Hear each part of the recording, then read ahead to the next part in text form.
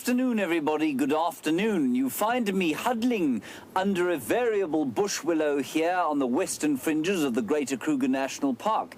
This, of course, is what most of the animals are going to be doing today, simply because it is raining and it is windy and it is thoroughly unpleasant to be out in the elements if you happen to be unprotected, as I am. Well, I am protected, of course, by a sophisticated array of outdoor clothing. But if you don't have that, then your only course of action is to seek shelter underneath a bush like I'm doing here.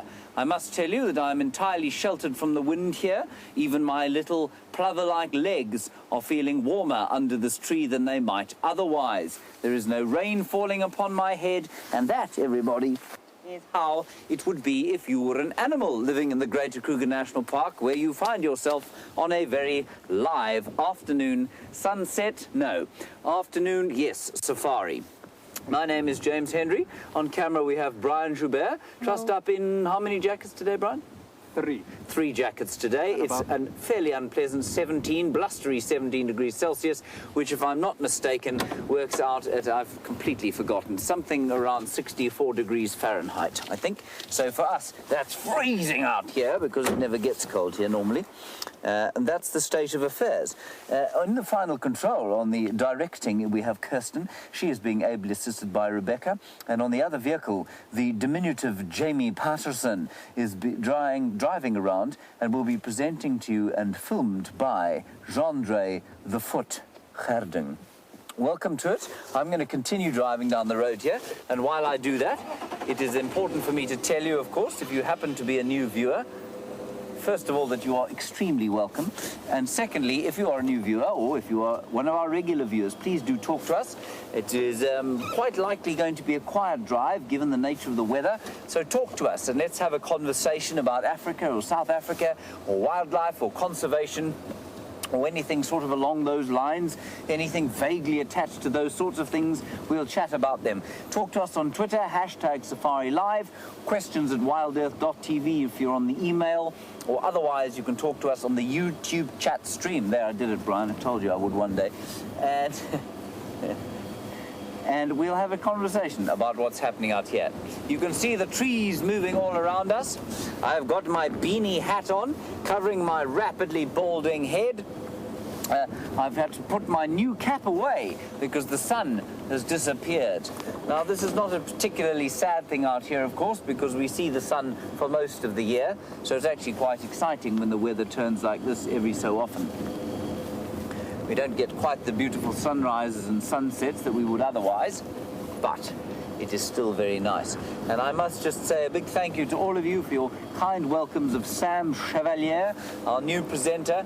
He's doing a fine job. It's wonderful having him along, and we're so pleased that all of you seem to enjoy him so much. So thank you very much for that. Our plan this afternoon is going to be to head down towards the south of the reserve. Today, Brent Leo Smith and Bryan managed to find Tingana and Thandi. They are still mating. I thought they'd finished.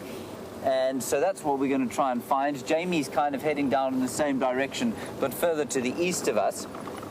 And she will attempt, we're both going to try and see if we can't find those two leopards. Also, Brent reckoned that the kill that they were eating was lifted off Karula.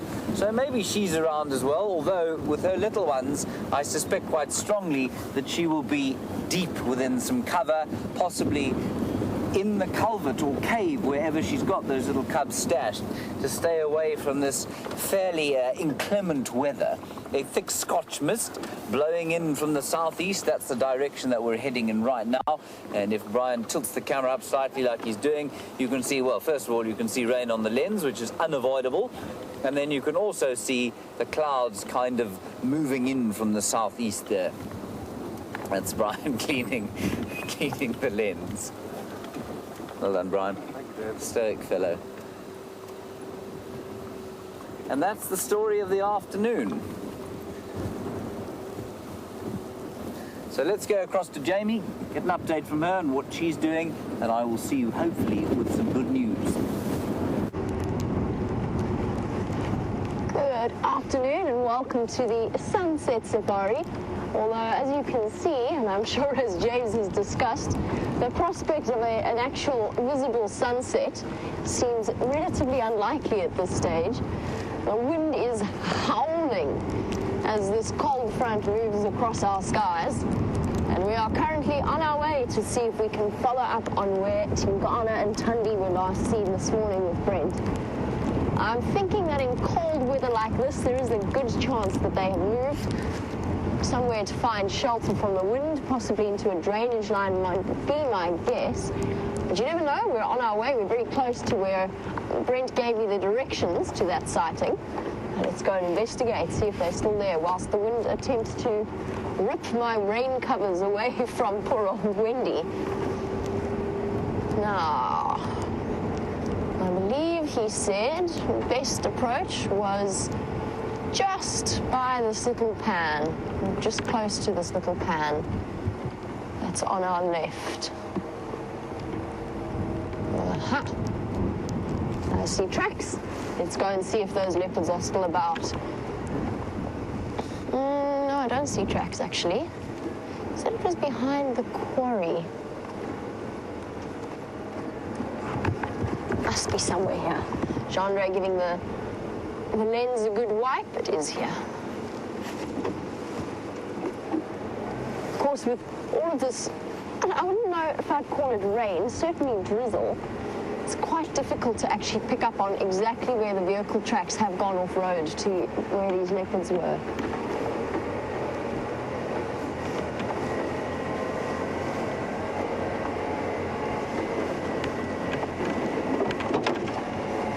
Ah, there we go.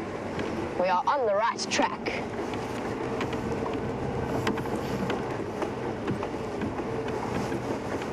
Now, it's important, one of the things that we really do focus on doing when we approach a sighting like this is to try and use exactly the same road in and out.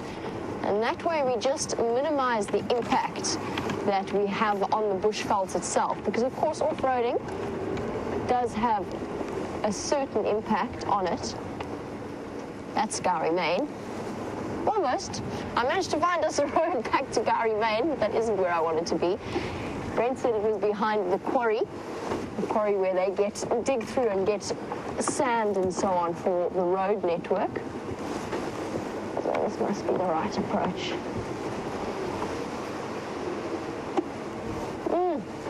This weather has come as such a surprise, this autumnal shift. And I know that we are, of course, all very grateful for the rain, but I must confess I'm wearing 1, 2, 3, 4 layers, and I'm still freezing. We've lost our ability to deal with cold during our long, hot summer. It was somewhere here.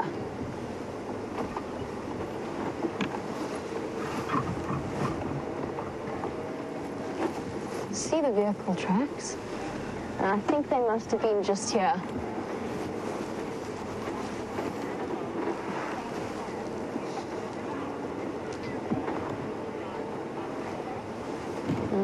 We seek them here, we seek them there. I don't see any of them anywhere.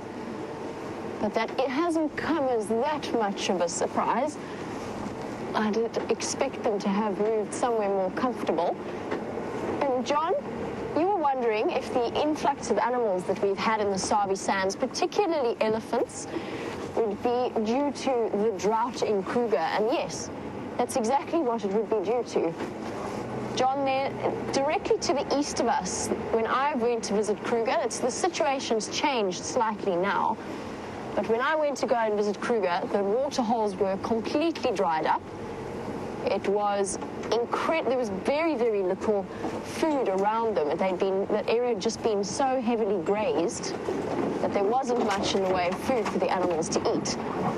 And so they have come through towards the Sabi Sands, where there's been slightly less overgrazing or overutilization of the bush, and also where there are pumped water holes, which of course really helps. I'm just trying to make sure I stay on this track that has been made for me by Brent and other vehicles. There we go. Apparently, The sighting that you enjoyed this morning was an incredible one, with Thandi moving up into the tree. Tingana also, of course, managing to find a kill that Brent suspects was initially or originally Karula's. His explanation or his reason for guessing that was that he had a set of tracks for a female moving on her own.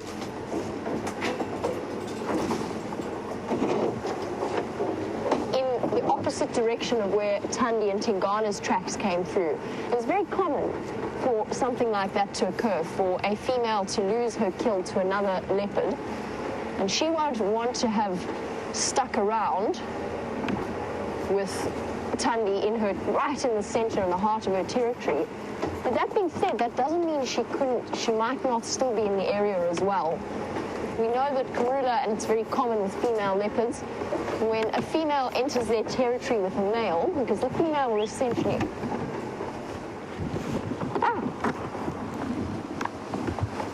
Very well done, Jeandre. Awesome spotting. Yay!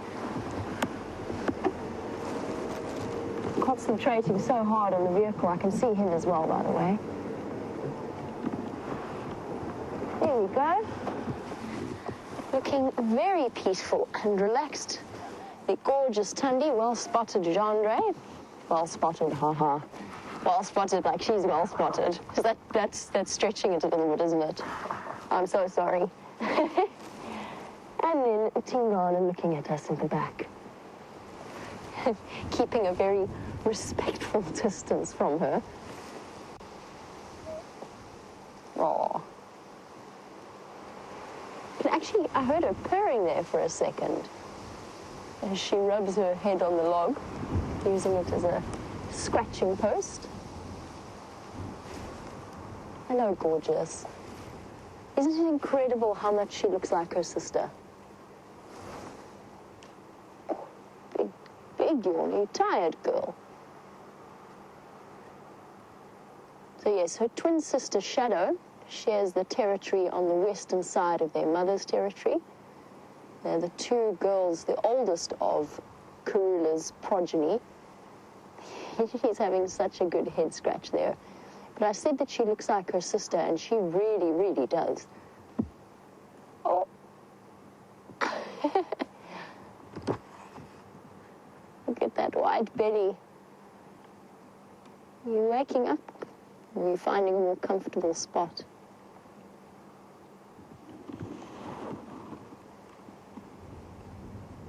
So cutesy.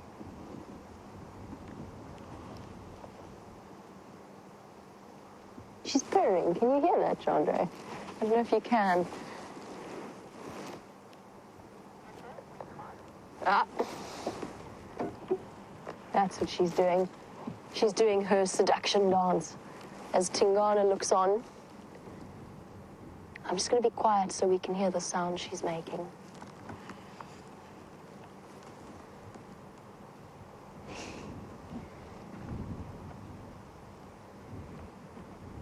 It's just that little bit too windy.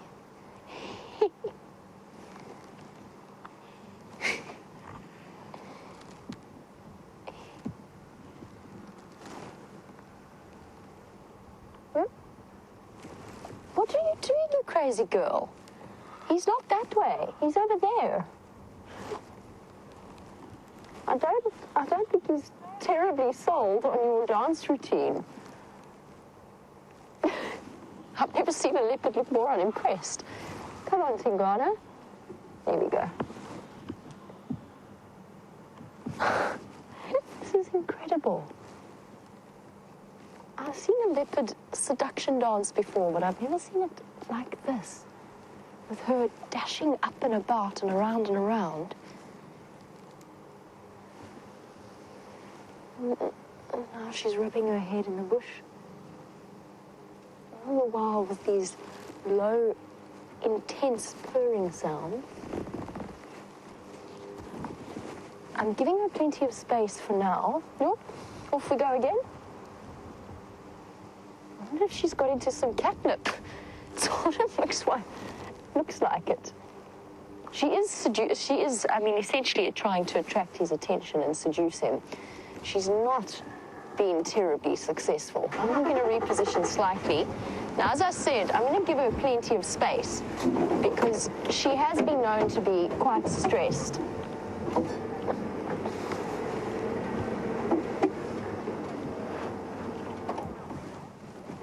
I want to give her plenty of space to continue this dance routine. Jeandre, you can see him. Let me go forward a bit further.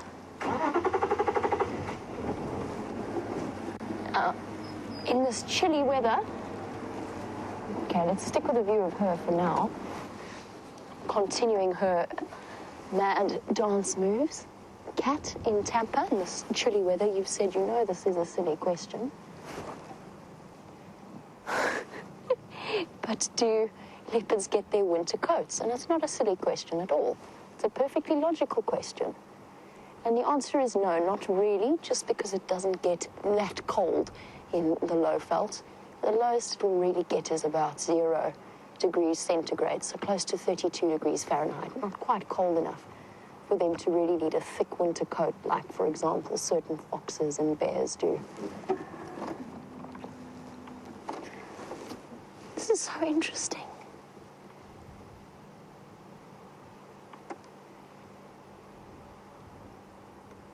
Obviously, we're coming to the end of her mating cycle, or estrus cycle.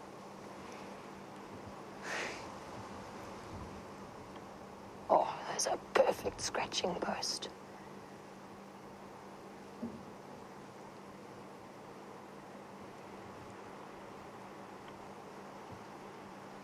Hey, gorgeous. Absolutely stunning. I do just need to get onto the game drive comms for 1 second.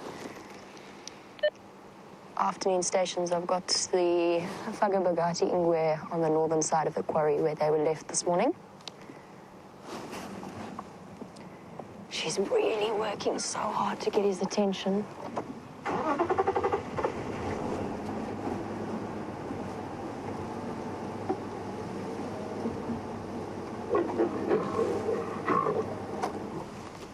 That happened so quickly. But she managed. She managed eventually. Hello, boy. You couldn't look more unimpressed with life if you tried. There she is, moving at the back. Now, apparently this morning he was desperately looking for the meal that he could smell. He eventually managed to find it and snack on the dacre, so he's looking much more full-bellied than he was earlier. Ooh, I think she's going to try again. She's not a happy kitty. That purring growl. She's restless, she's pacing. I think she's going to go again.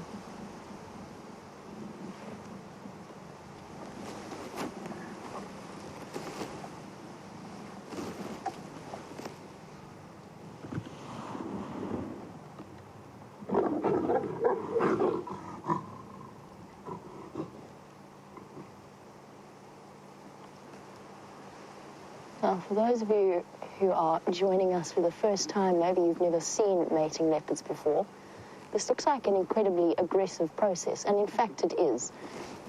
And the reason that he growls at her like that and she snarls at him like that is because he's learned that the female reacts that way to his attentions, and she is responding to the pain that is caused by his barbed penis. So the mating process is actually slightly painful for the female, and it causes those growls and snarls as she turns around. And very often, as soon as the male pulls away, she turns around and swats him in the face. And he actually grabs her by the back of the neck to stop her doing that during the mating process. But I love moments like this because you really get to see the size difference between a male and a female leopard. It is particularly pronounced, and of course Tingana, the male that's in front of us, is a very big boy. He's an exceptionally large leopard with his dewlap, the flap of skin hanging in front of his neck. Is it my imagination, or does he look as though he's walking with a slight discomfort? He is. He's limping quite... He's actually limping quite badly. Not limping. He just looks stiff and uncomfortable. Might be an old injury that's playing up in the cold weather. As it does in humans, tends to make all of those niggles a little bit more uncomfortable.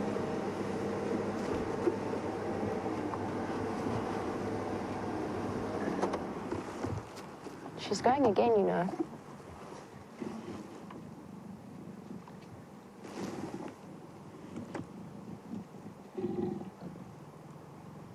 Amazing. What's that? 3 times in 5 minutes?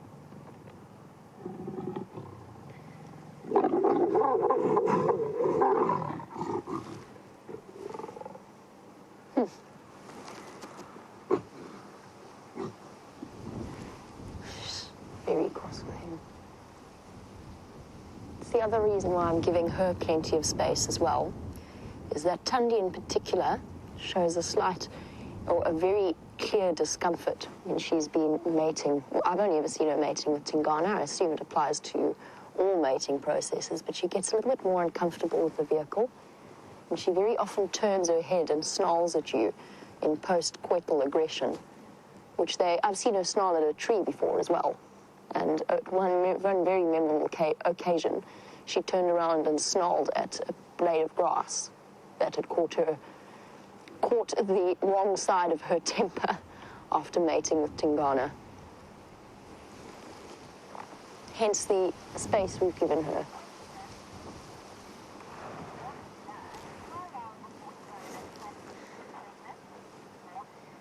She's going again. Or she was thinking about it. Oh, no. She's had it.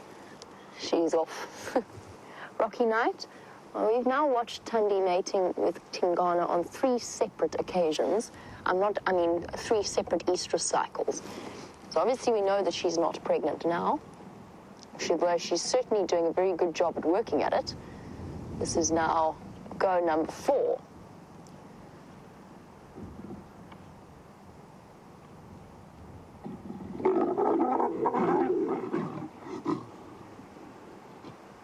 Isn't it fascinating?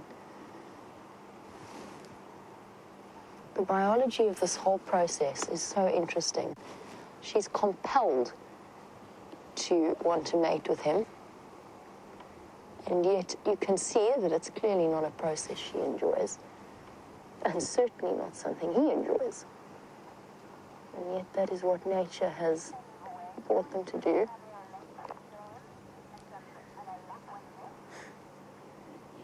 And as she disappears behind the bush, I'm going to wait to see which direction she decides to go in. In the meantime, let's cross over to James, who has a bird hiding behind a bush. There are some very, very cross plovers here, everybody, or lapwings as they're now called.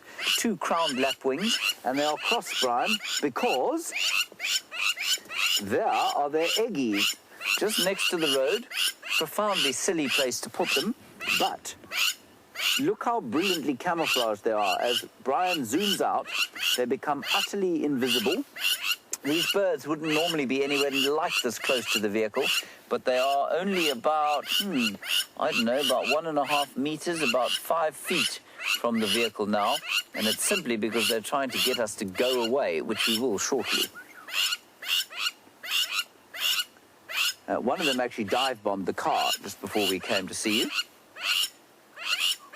This will be Mummy and Daddy Lapwing fairly soon. I was trying to sort of translate what they're saying to each other, but I couldn't get any sounds all the same to me.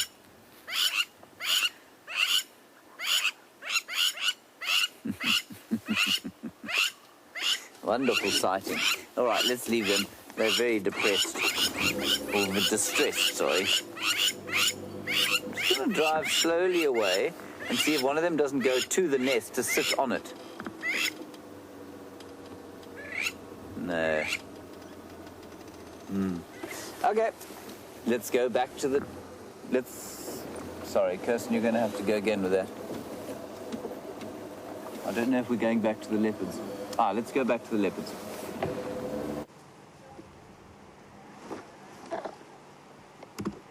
This has been absolutely fascinating. She's come in for a 5th attempt, which he has ignored. And she's bounding up and down the termite mound, trying to get his attention. He really isn't all that interested. She's just disappeared over the back. But I'm not going to reposition to see her because she's going to come to him. So we'll just make sure that we stay with him in view, and then we'll be able to pick the right spot to watch this entire process play out. Oh, really nice and comfortable there on a termite mound. Here she comes.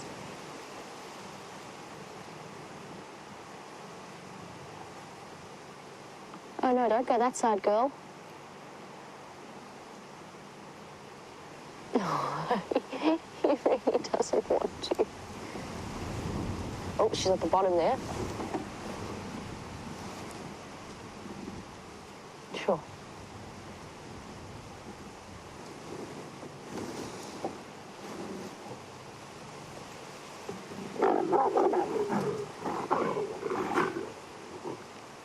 And immediately flops onto her side as part of a continuing lordosis reflex.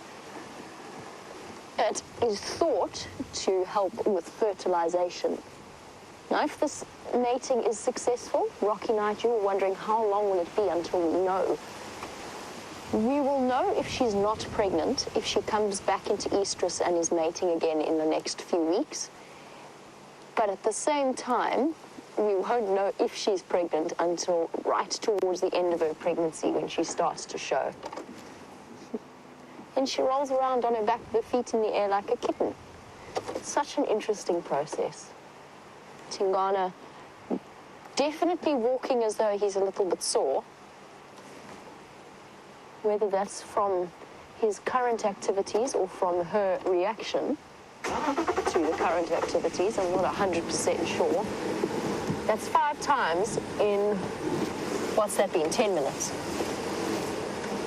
And they're coming right towards the end of their estrus cycle. It's also because it's cooler today, so they are not expending as much energy keeping cool, and they can use it for other things, including their current occupation. Where's she gone? Just to the right of him. She's just to the right of him. Thank you. Oh, yes.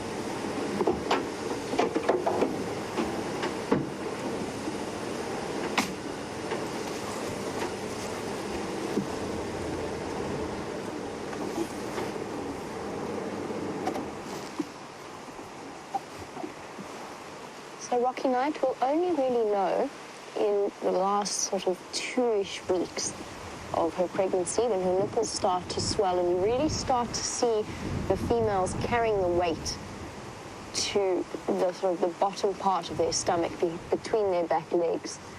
And that's the sign of it. Oh, she's coming again. Heads up, Tingana. The lady wants more attention.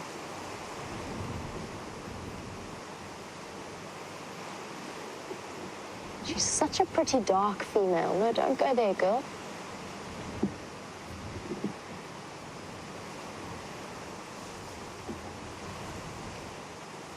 You can hear him going, okay, if you insist.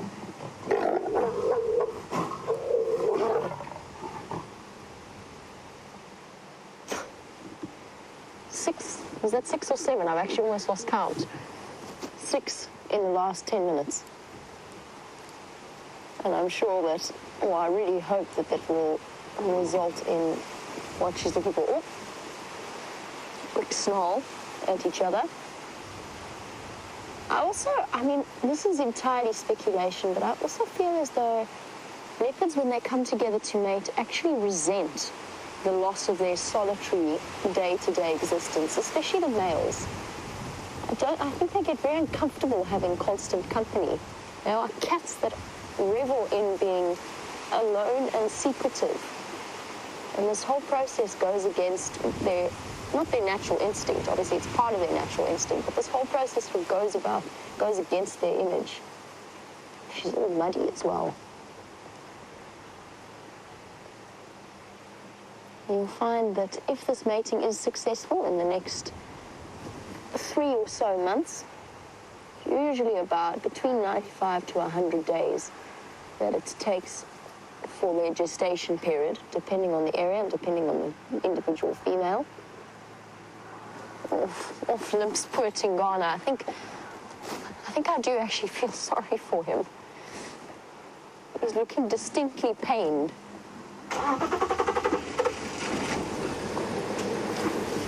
Yes, we've got a 3-month waiting period in which we will have to wait and see if Thandi is pregnant. But then, as I said, if we see her mating again in the next few weeks, then we'll know that this particular mating wasn't successful.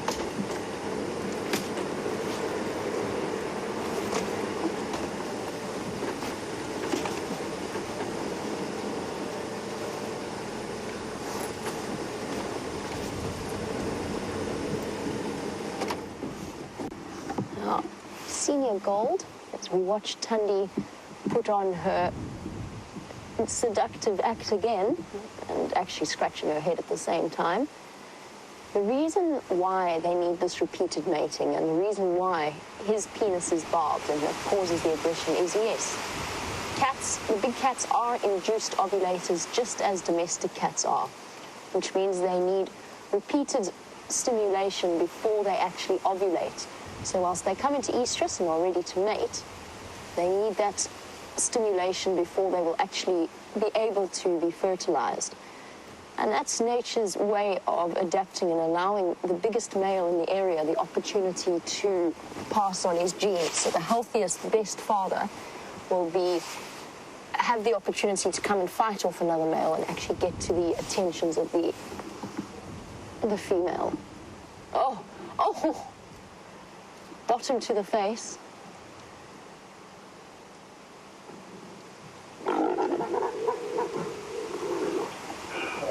Mobile station, do they not take, please? He looked back at us almost as if to say, can you believe it? I can't take much more of this. Oh, okay.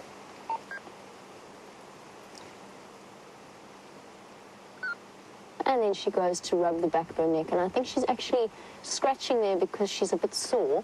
Okay. Where his teeth have grabbed her. And there he goes, off he goes. Looking incredibly sorry for himself. To find another spot where he can try and be free of her attentions. Afternoon stations, these two iwi are now slowly mobile to the west, just north of the quarry. Thanks very much. We'll make our way that side. Just to quarantine now. Copy. The best approach is probably going to be from Shabam Road, just on the off-road tracks. They're on the off-road tracks at the moment.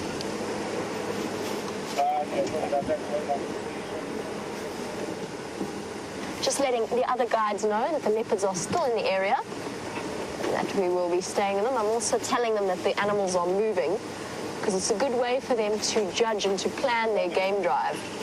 Because there's always a chance when a leopard moves, where has he gone now? That you could lose them. Okay. Just like I've not lost her, I still can see her, but I can't see him at all.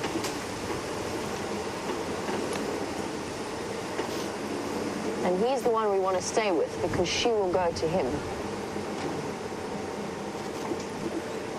Okay, let's just go around quickly. Sorry, Jeandre.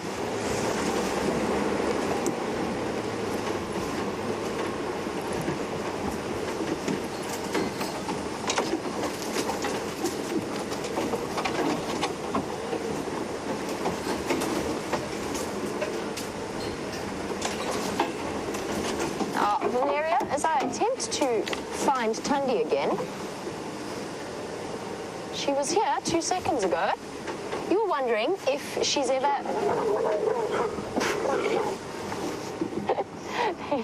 They're hidden behind this bush. Valeria, sorry. Back to what you were asking about, whether or not Thandi's ever raised cubs before. I'm going to try get a good visual of them. It might be a bit tricky for now until they get up and move again. Yes, as far as I know, she has, from what I understand, she has a 2-year-old daughter, but I don't know anything about her, I'm afraid. I've never seen her. I believe she might be around Mala, but that is, I haven't managed to get the absolute clarification of that from the other guides. So yes, she has successfully raised a set of cubs before, at least one cub. I don't know much more about her background, and I'd be really happy if a lot of our regular viewers keep excellent records of Karula's family lines, of the various leopards of the Sabi Sands, and so maybe one of you out there, if you could let me know if she has any more cubs that maybe I haven't heard about that she's raised to adulthood, or whether or not it is just the one female. And of course, you can always send those through to #SafariLIVE on Twitter, or you can email through to questions@wildearth.tv.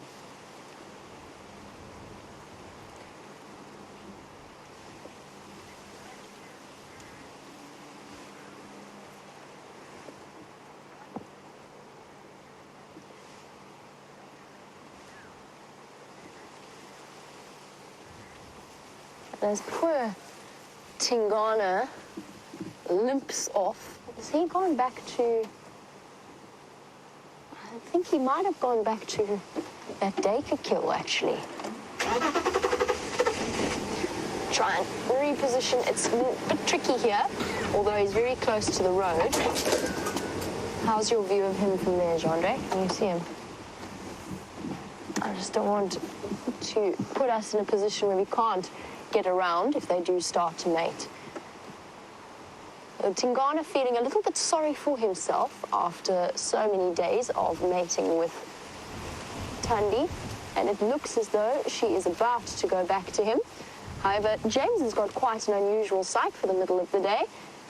It seems as though he's found a hippo out of water.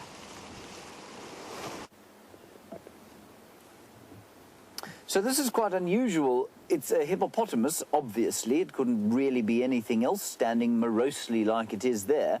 But what is unusual about it is that it is out of the water in the middle of the day. Now, I suppose it could be considered not uncommon for a hippo to be out of the water when the weather is as foul as it is today.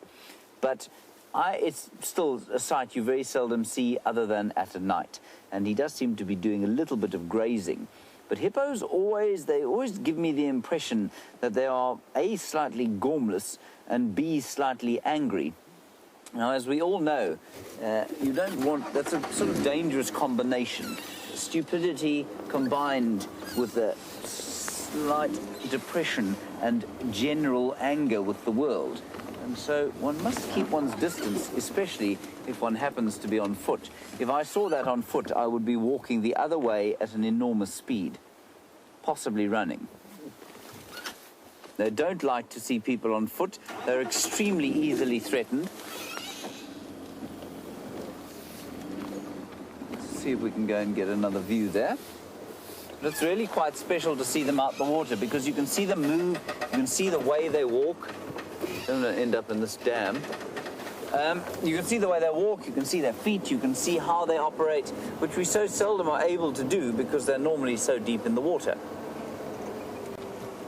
I believe those leopards have been highly enthusiastic about each other. Can you see it, Bryan? Straight through there. Shall we go? Say when? He's behind that dead tree. Let's do a little foray off-road. I think he'll probably run away, though. We haven't had too much road at these rains, so we can go off-road a little bit. We are now deep on Arathus, everybody.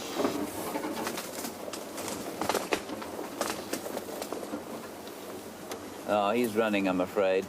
We'll just get a quick view. Oh, there he goes. He's not very happy.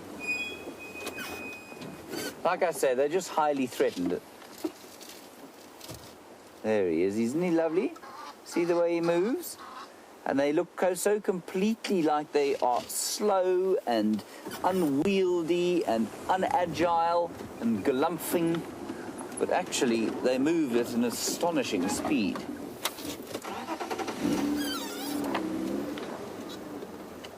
Oh, no, he's going to hide from us. I'm afraid I don't want to pressure him. Isn't that wonderful? That's really quite special. Nice to see their sort of dark grey colours juxtaposed against this beautiful green drainage line. Hello, Kylie. You want to know if I have ever seen a hippo on foot? Yes, I have. And thankfully, the hippo did not see me. So, in fact, I was walking along on a sunny morning once. I was taking a journalist for a walk, and the lady I was seeing at the time, and we went walking along at Londolozi, and we were having a wonderful walk in the sort of early morning light. It was bright sunshine, middle of summer, so the heat was starting to build. And I saw a grey shape in the bush, quite far away from us, on the other side of the drainage line that we were walking along, so there was no danger. And I immediately assumed it was a rhino, simply because hippos are not out in the day, normally. But it was a hippo going back to whatever piece of water he thought that he was best suited to. And, yep, he didn't see us. We trailed him on the other side of the drainage line for a little while, and then we kind of moved off and left him. But yeah, that's well, I think I've seen a hippo once or twice more on foot, but very seldom have they ever seen me. And that's a really good thing. So what we're going to do is head to the very north of Arethusa now, and then head down the eastern boundary of Arethusa.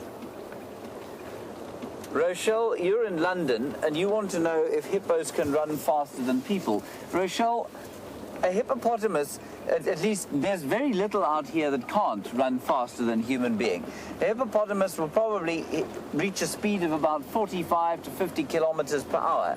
Now, if you're Usain Bolt, and you are not, you are Rochelle, then you can probably run at a consistent speed of about 38 to 40 kilometers an hour. So you can probably run, if you're pretty fit and pretty quick, you can probably run at about 32 if you're really fast.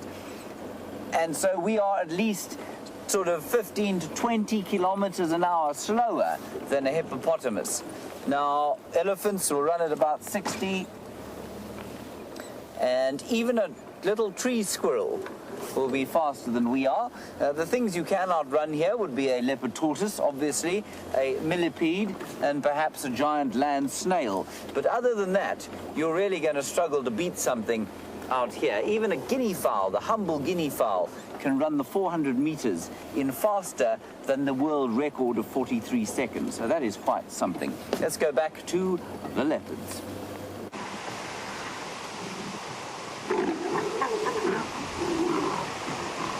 Right, number 9 in the last, I would say, 30 or so minutes.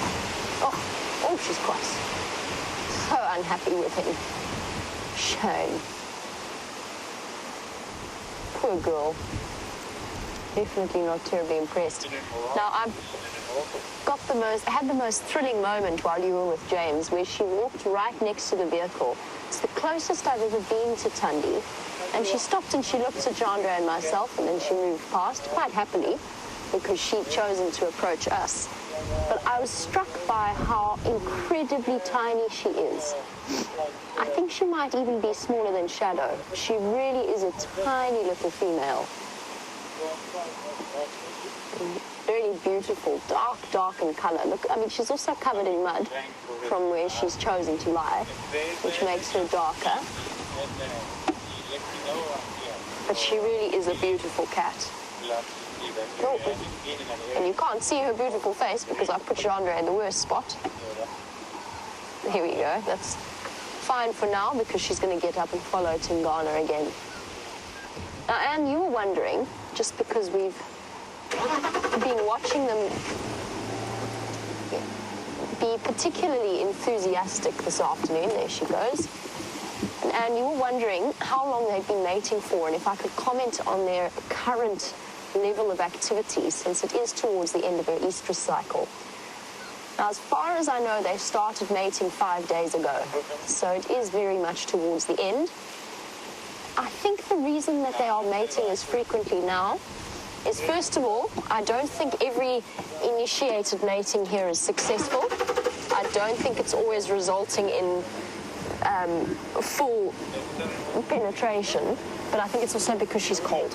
I mean, it's cold, so they don't need to worry about wasting body or warming themselves up too much and getting too hot. Guys, we are going to have to leave this sighting at some point. I'm trying to find a good position, because there are other vehicles that would like to come and join, and of course we've had a good 45 minutes of them all to ourselves, which has been an absolute pleasure.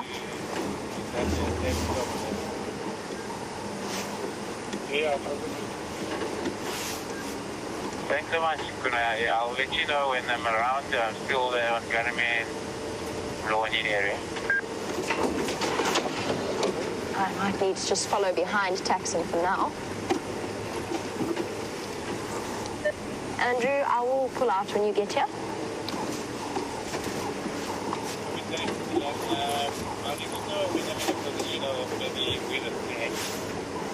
That's fine. Copy that. Where have they gone to? They've already crossed past this little pan. It's such a beautiful spot here.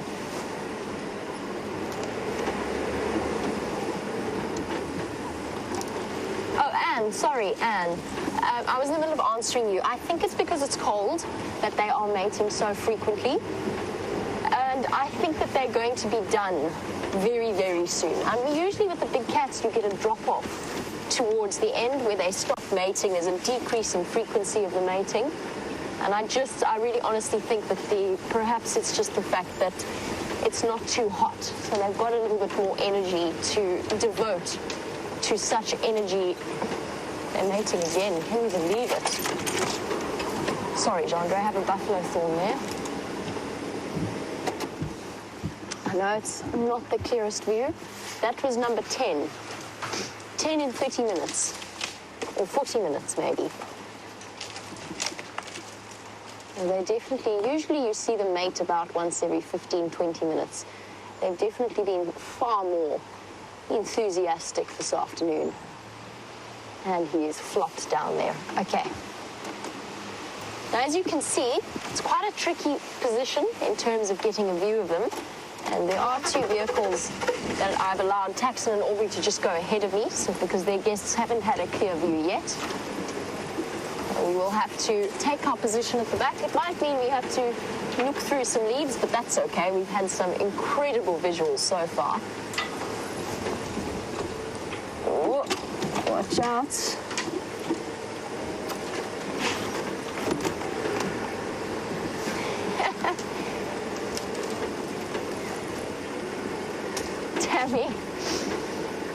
Tammy, who's watching in Indiana, the reason I'm giggling a little bit is because Tammy would like to know, and I'm just going to unfortunately present you with that view for now.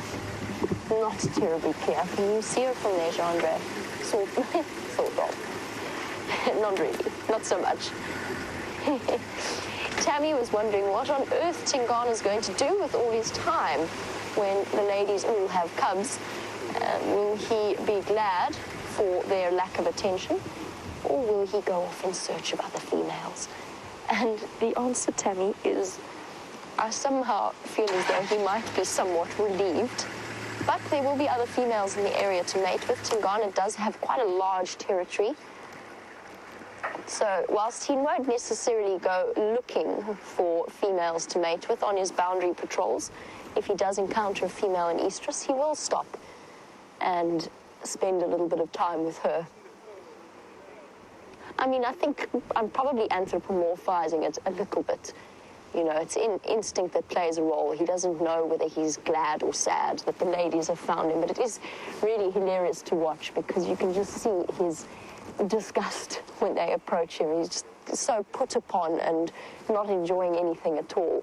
And the way that he was walking earlier suggests to me that he's also feeling quite sore. This, I'm afraid, is our visual. This is as good as it's going to get for now. We'll just have to be patient and wait for them to move again.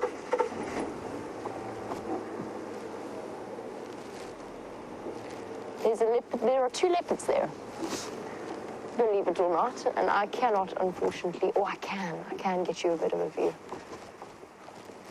She is hiding. If I go forward a bit, there we go. There's a leopard there.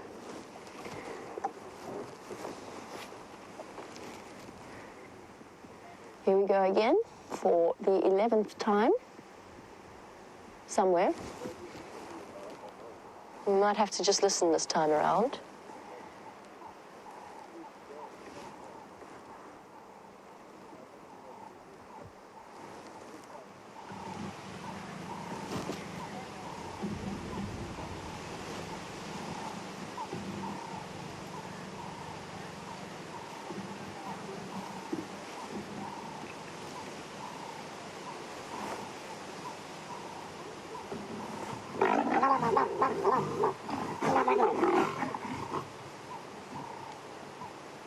Now, Tammy's question about Tingana.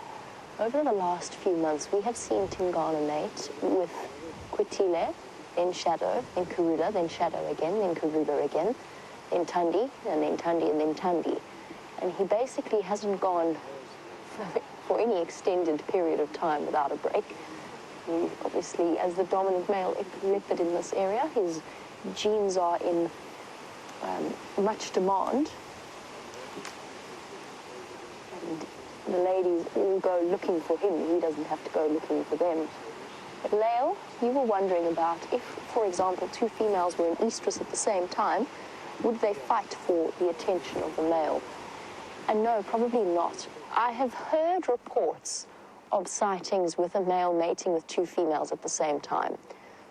I've also heard a report of 2 males mating with 1 female at the same time as well, without fighting each other, which is interesting, because that is the sort of situation that you'd expect the leopards to really come into conflict over.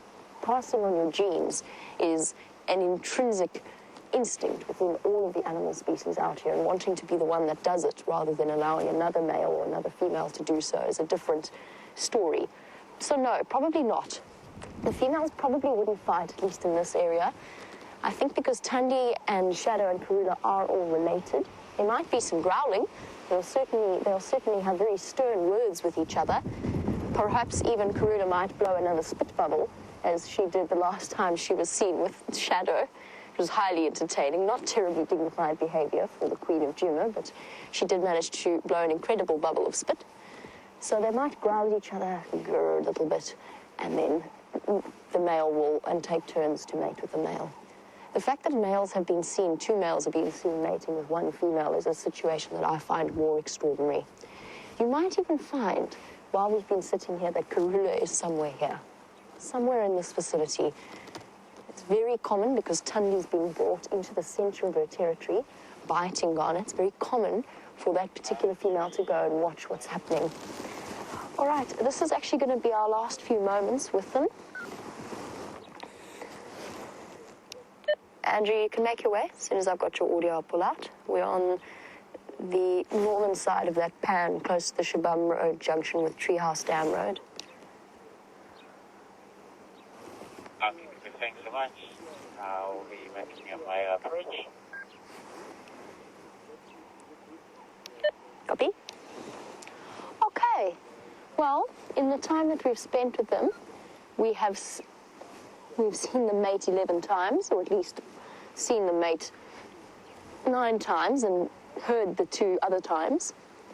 It's been quite an extraordinary way to spend an afternoon. Thank you, girl and boy, for allowing us the privilege of spending a bit of time with you. I'm going to head out, let Andrew come into the sighting. In the meantime, let's find out what James is up to. Look. There, everybody, is a little purpley flower called Indigofera. And I've stopped to show it to you because it is pretty, A, and B, you can see the silvery sheen of water on the grass behind it. And that has been falling all day long. just little bits of water coming out of the sky in sort of waves of drizzle. If you can imagine those thick sort of Scotch mists blowing in off the sea in waves, that's basically what we've had today. So it hasn't rained for the last little while. I'm sure it will again during the course of the afternoon. But the grass is just holding a beautiful little example of what looks like mercury there. Next to some indigofera flowers. I don't know exactly which species of indigofera they are. Anyway, that doesn't matter. They're still just as pretty. So our plan now is to head south again. We're now at the far northeastern corner of our traversing on Arethusa, and we're going to go south. We know that Shadow has been up and down in this area with her youngsters. We certainly, well, we have an idea where the youngsters are, but we're not going to go anywhere near that. We're just going to maybe see if Shadow isn't on the hunt, say hello to her, give her our fondest regards, and then we'll press on. But it will be very nice to see her. We'll probably try and view those cubs again, well, not again, for the first time, in about 4 weeks. They are now about 4 weeks old. And of course, Thandi and Tingana are quite likely to have some more cubs fairly soon, if their enthusiasm for each other is anything to go by.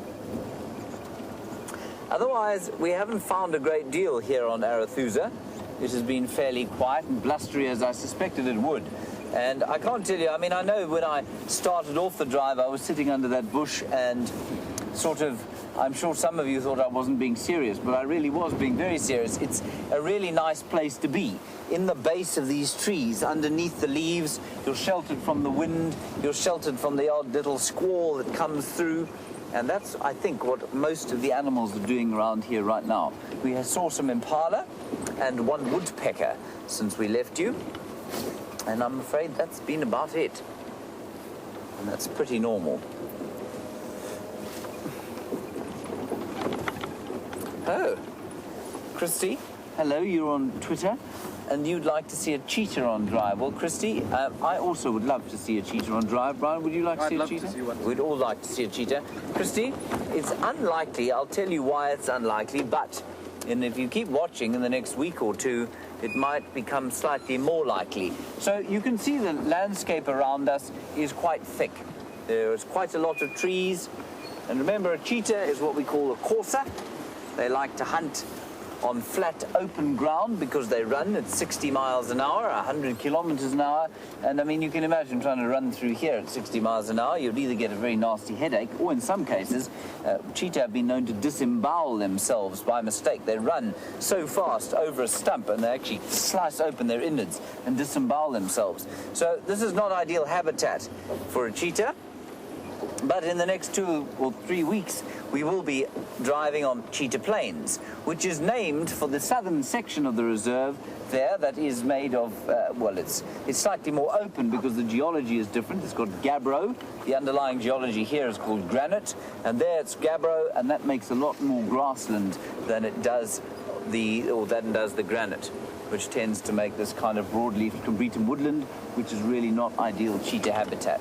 So with any luck, in the next week or 2, or maybe 3, we will be seeing a few more cheetah on drive. So just to give you a progress report on that, the tower went up today at Cheetah Plains. Not sure why that's there. Oh, yes I am. And that means that the technical stuff is happening, but there will be an inevitable phase where when we switch on, it's highly likely that there will be things that need to be adjusted and fixed. So while we could possibly be live from there by as early as next week, I think there are going to be a few things to sort out before that becomes a reality. But very exciting times. We go from 1,500 hectares to 2,100 hectares, which is 4,000 acres, to about, well, just under 6,000, which is really nice. But otherwise, things on the animal front out here, deathly quiet. Brian, do you see any animals? No. No. Nothing. Not even birds. Not even birds.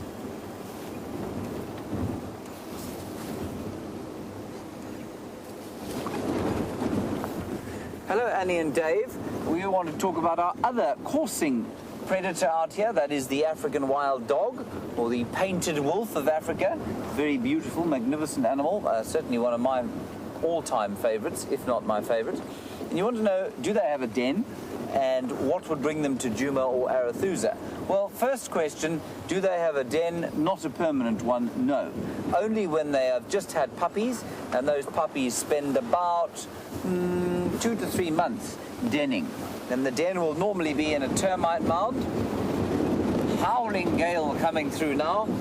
They'll normally be in a termite mound, and they'll spend about, so yeah, like I say, 2 or 3 months, and then the pups will start to move with the pack, and they won't be stashed in the den anymore. What would bring them here would be the need for food or hunting, and their movements do tend to be fairly random. Sorry, just making my way around this slightly difficult area. There's a Kirsten Franklin stop bird. No, even the Franklins don't want to stop for us. So their movements are pretty random, and they may or may not come back here, you know, at various times, Dave and Annie. And that's how, I mean, we'd normally see them. What normally happens, Annie and Dave, is that they'll come through, say, for 2 weeks at a time, and then they'll disappear again for up to 2 or 3 months at a time, and they'll come back again. We do know that the pack that we normally see came south onto or came south from the Manuleti briefly onto Buffelshoek recently, and then they seem to go back north again. So we haven't seen the wild dogs actually for some time now, so we're due a visit. And they'll start to mate now also. Their gestation period is about 70 days, and they like to give birth in the middle of winter. So as we head to, well, I mean, May is probably a more reasonable time for them to mate, but some of the packs will mate now, and they'll give birth sometime in the winter, which may seem like an odd time for an animal to give birth, given that there aren't a lot of little baby things to eat around. But if you're a coursing predator, like a cheetah or a wild dog, the winter is a good time because there are no leaves on the trees. And so everything is clear, and it's much easier to chase your prey through the bush than it is at a time like this. And that's why they give birth almost always in the middle of the winter. Thank you, Annie and Dave. Gosh, Bryan, it's fairly barren out here.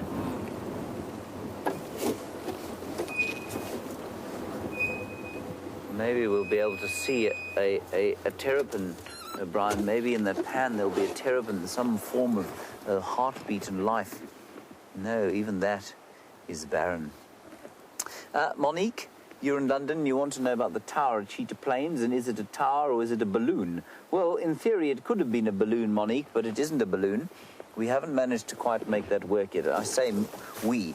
I mean the technical department, because I'm not nearly clever enough to be in the technical department.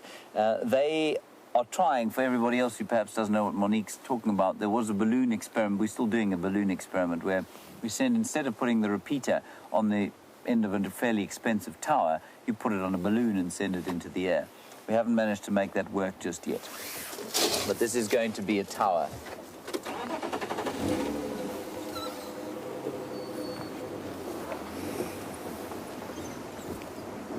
Hello, Eric Moore, Virginia Beach, Virginia. Eric, you want to know, we've got lots of standing water around at the moment, and will some of the wading birds and waterfowl come back or inundate the area because of this? Interestingly, probably not, Eric, and that's because most of the wading birds, of course, are migratory, and that means that most of them have headed north already for the winter time, our winter time, your summertime, or most of the waders' case is the Palearctic summertime, so up into Eurasia. And so, despite the fact that we do have standing water here, it might delay the departure of a few of the wading birds, but certainly I don't think it's going to attract anything back that would otherwise have gone away. I suppose you might get a few sort of nomadic wading species, and there aren't that many around. I mean, a few nomadic ducks, perhaps, might come and spend a bit of time here when they wouldn't normally. Things like a fulvous duck. But no, I don't think that they're going to attract a whole lot of wading birds this time of year. Certainly, if we'd had early rains, then I think we would have had far more waders than we did at this time, sort of earlier in the season.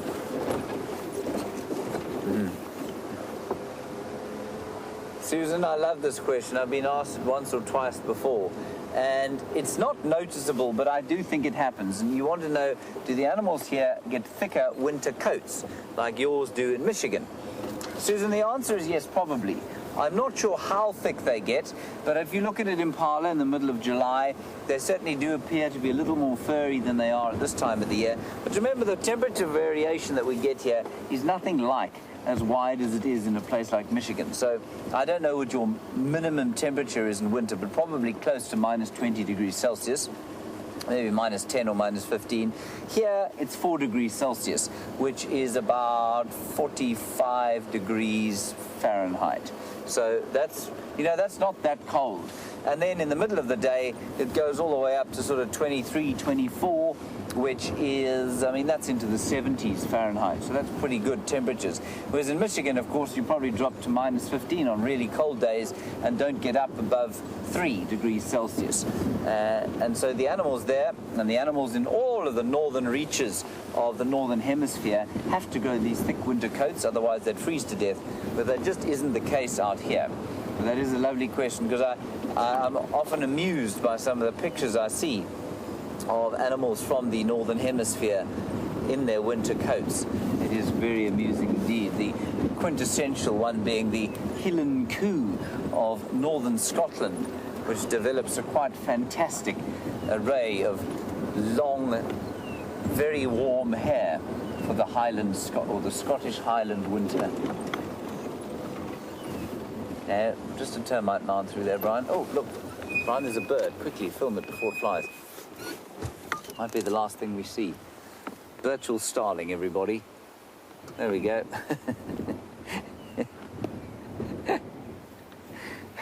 Splendid sight. Splendid, yes. I'm going to trouble you just once more, Brian, to show us how fast the clouds are moving, if you don't mind. But you can see that there is a mighty wind blowing up there. And the clouds are moving at a great speed, and you can perhaps hear the wind now moving through the silver clusterleaf orchard off in front of where your picture is. Those trees just below your picture there are waving in this southeast wind. Bryan is back quickly. Two of them, Bryan.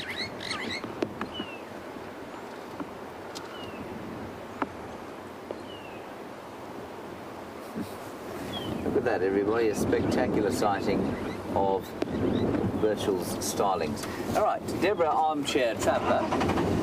You want to know about the rollers, the bee-eaters, and the kingfishers, and which ones of them are resident and which ones of them go away for the winter. Well, in terms of the kingfishers, the most obvious one that disappears, of course, is the woodland kingfisher. Its call is no longer heard, chorusing throughout the bush, throughout all times of the day and night, which initially is quite a mercy. Well, I will get back to your question, Deborah. Here are the two plovers, or lapwings, that we went past earlier, and their nest.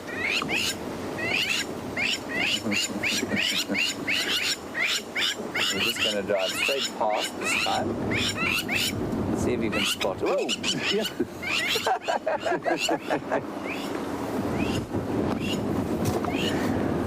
Bryan, you all right? Yeah, all right. Slightly traumatized. Bryan was traumatized there, attacked by a very angry crowned lapwing. Anyway, Deborah, so we don't get the woodland kingfisher here in the summertime. The grey-hooded also goes away, as does the pygmy. The pygmy kingfisher is also migratory. So those three disappear. So potentially in the winter you can see the brown-hooded. I haven't seen a striped here, which I think is unusual. They also migrate, but well, I haven't seen one at Djuma. I used to see them quite a lot in the south of the Sabi Sands.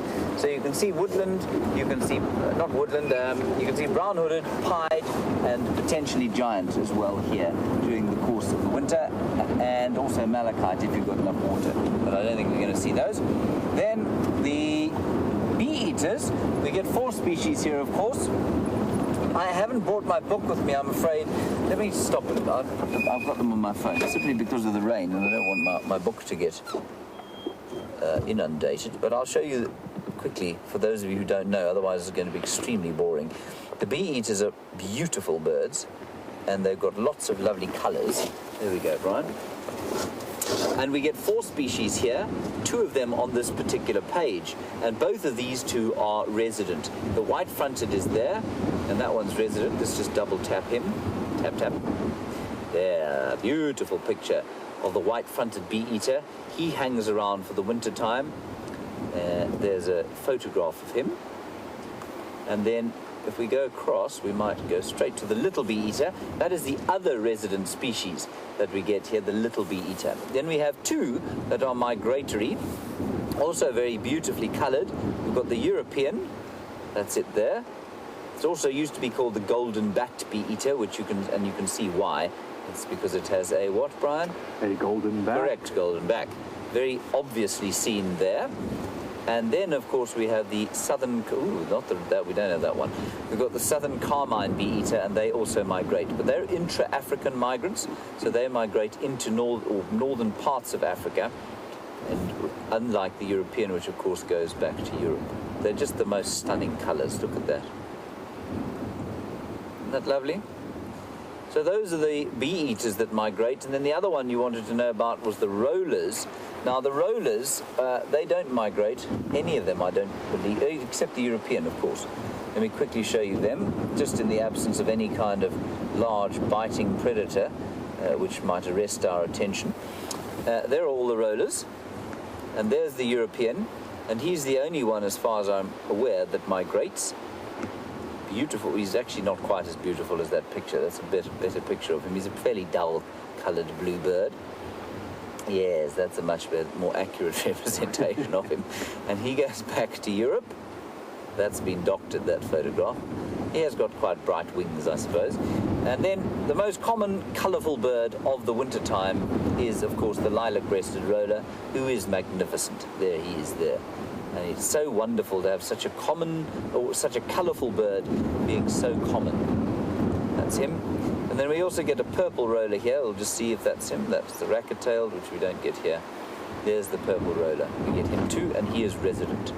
So, Deborah Armchair Traveller, I hope that tells you all you need to know about the rollers, kingfishers, and bee-eaters. The purple roller, yes, definitely much more magnificent in pencil crayon than he is in photographs. Right, let us go across to Jamie. She's got some common antelope, not seeking shelter in the leaves, and we will continue south down this road.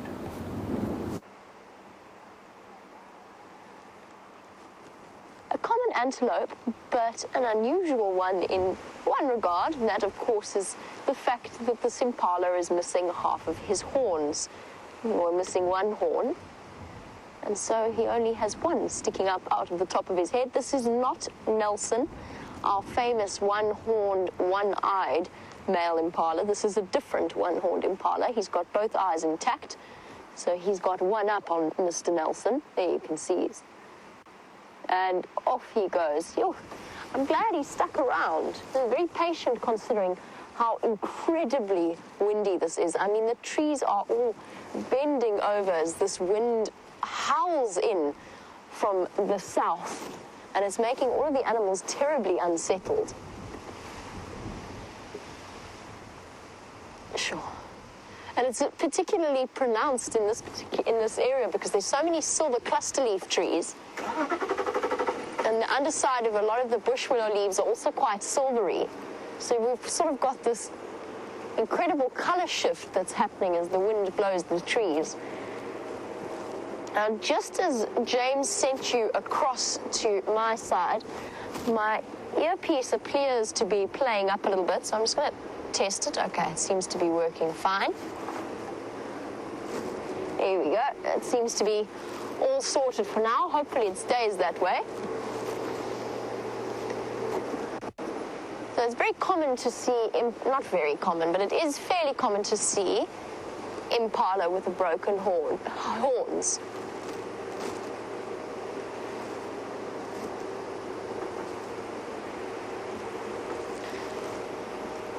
Now, having just come from a summer that was about easily most days over 40 degrees, well into the hundreds Fahrenheit every single day, I am at this point feeling positively hypothermic with this wind biting through our clothes. I'm not sure exactly what the temperature is at the moment. It's probably in the low 60s Fahrenheit, so not really all that cold. I think we've just been spoiled in terms of a temperature.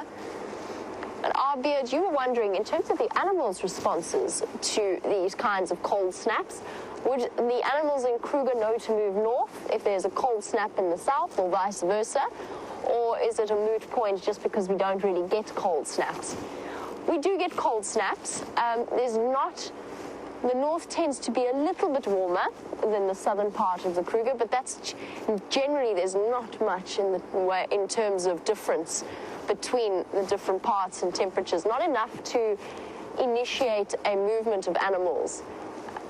The only thing that will really get them moving from north to south or around the Kruger will be access to food and access to water. That will be what causes the larger migrations. It won't be initiated by temperature. In South Africa, our winters are, especially in the low veld. The high veld less so. The high veld's around Johannesburg. That's at a much higher altitude. And those winters, our winters do get very cold. It gets very frosty. But out here in the low veld, you hardly ever see frost. You certainly never see snow. And it's not really a drop in temperature that is sufficient to require animals to move about because of it. The animals out here are far more concerned with access to water and the dry versus the wet season.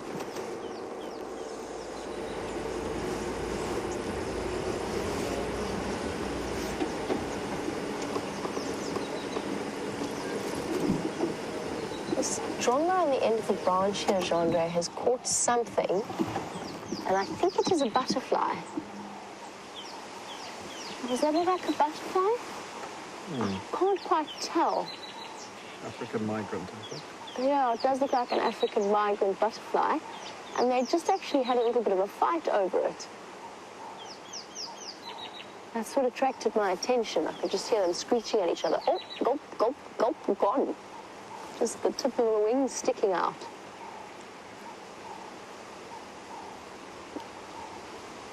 This is a lovely little bird that we see all year around in this particular area. But of course, I know that with James was chatting a bit about the migration patterns of the different birds. And Bryan, who's watching in Minnesota, you were wondering what the furthest migratory species is. Oh, sorry, hold on one second. Somebody's just trying to get hold of me. I'll get back to you in a moment, Bryan. Standing by. Yeah, you're welcome to make your way back if you want to. Okay, copy that. Thank you. Are they still same position? Positive. Thanks, Dax. On my way.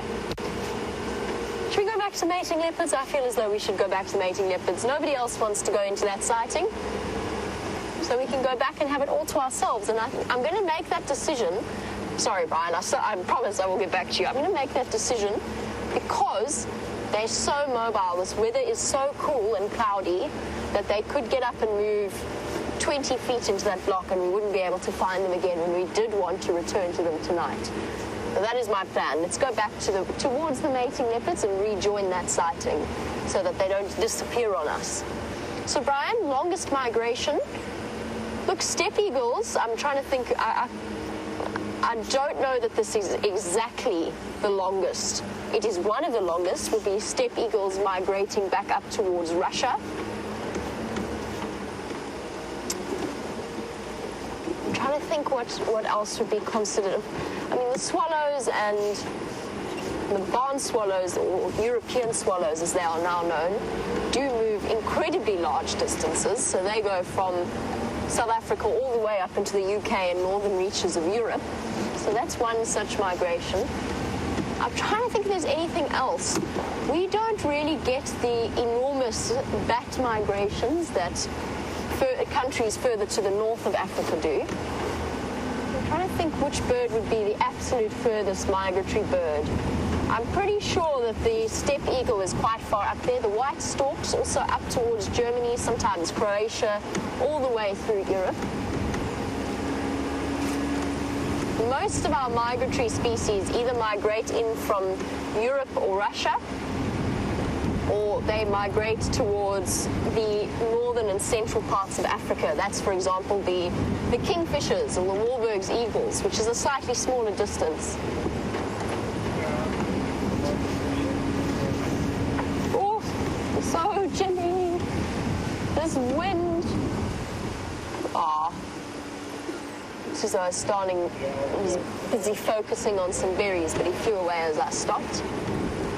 This wind definitely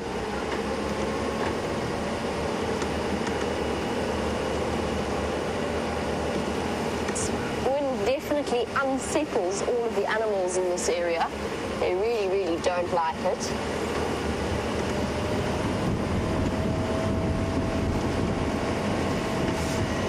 Now, I must admit, the rain this morning in the middle of the day did take me considerably by surprise. I thought we were done with rain for the rest of our dry season, or pretty much done with rain.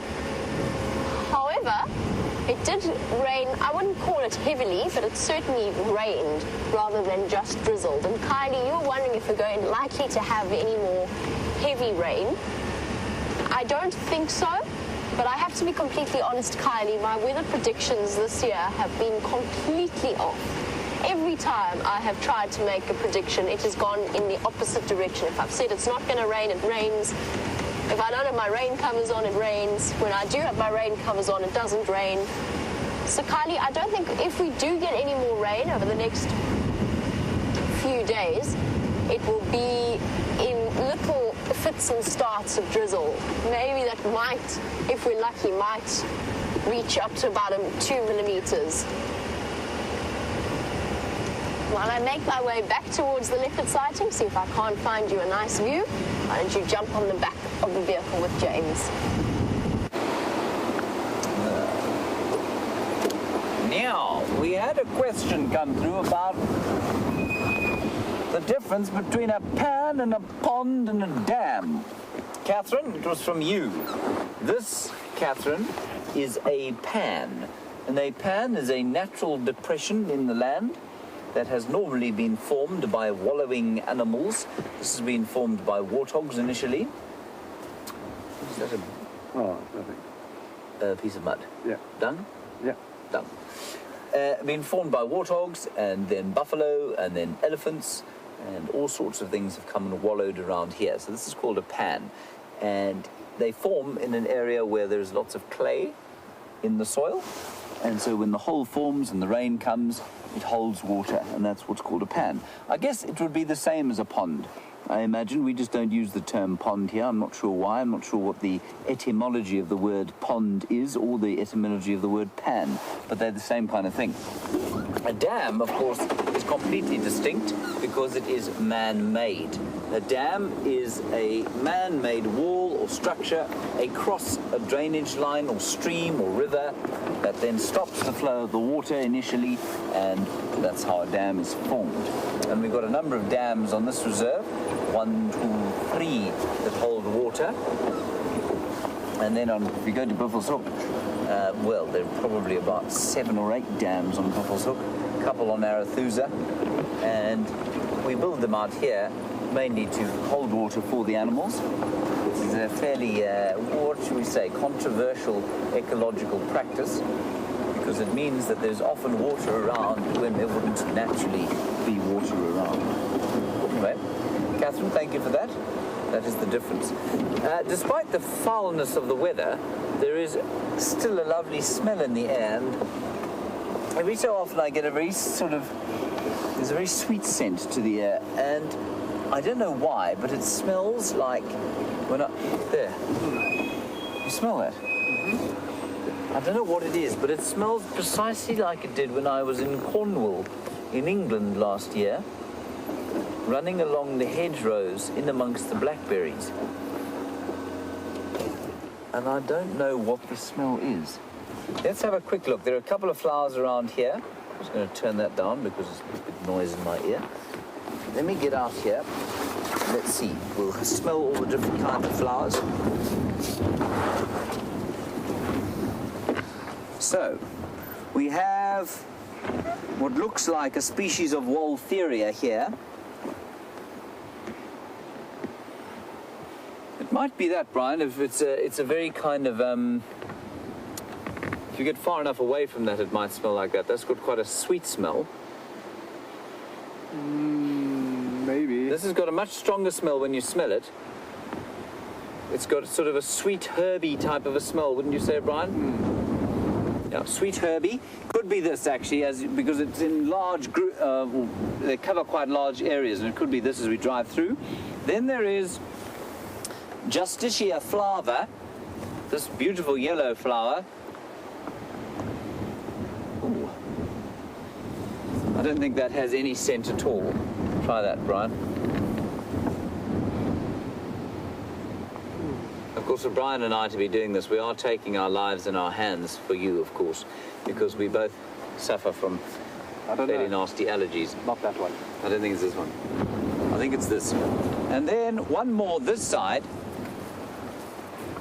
Now, Brent Leo swears blind that this Senna petitiana, or monkey pod, smells nice. Now, the leaves smell horrible. The leaves sort of smell, well, what do they smell like? They smell, I don't know, they just smell like sort of oil, nasty oil. And he says these smell nice. And I don't get any scent from them at all. Oh, no, I can smell them. Can you? Yeah. Is that what it is? No. No. I think it's these. It is very subtle. There is one more flower. Is there? Yeah. What is it? Ah. The wild foxglove. Mm. I don't think these smell either.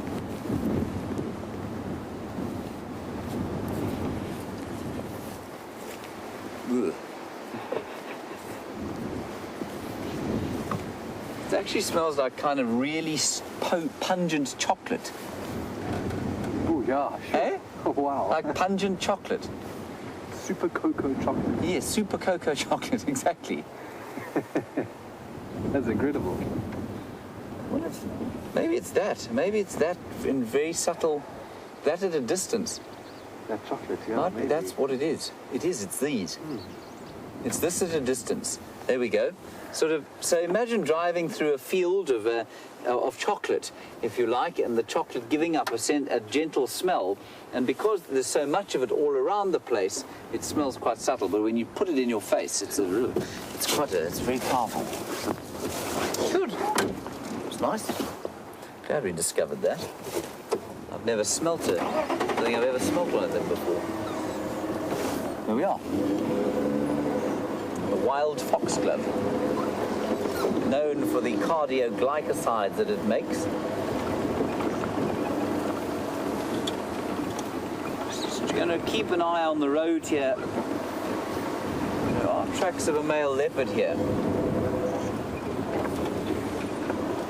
Carrie, I'm going to let Brian answer this one. You want to know if the thumb also has allergies.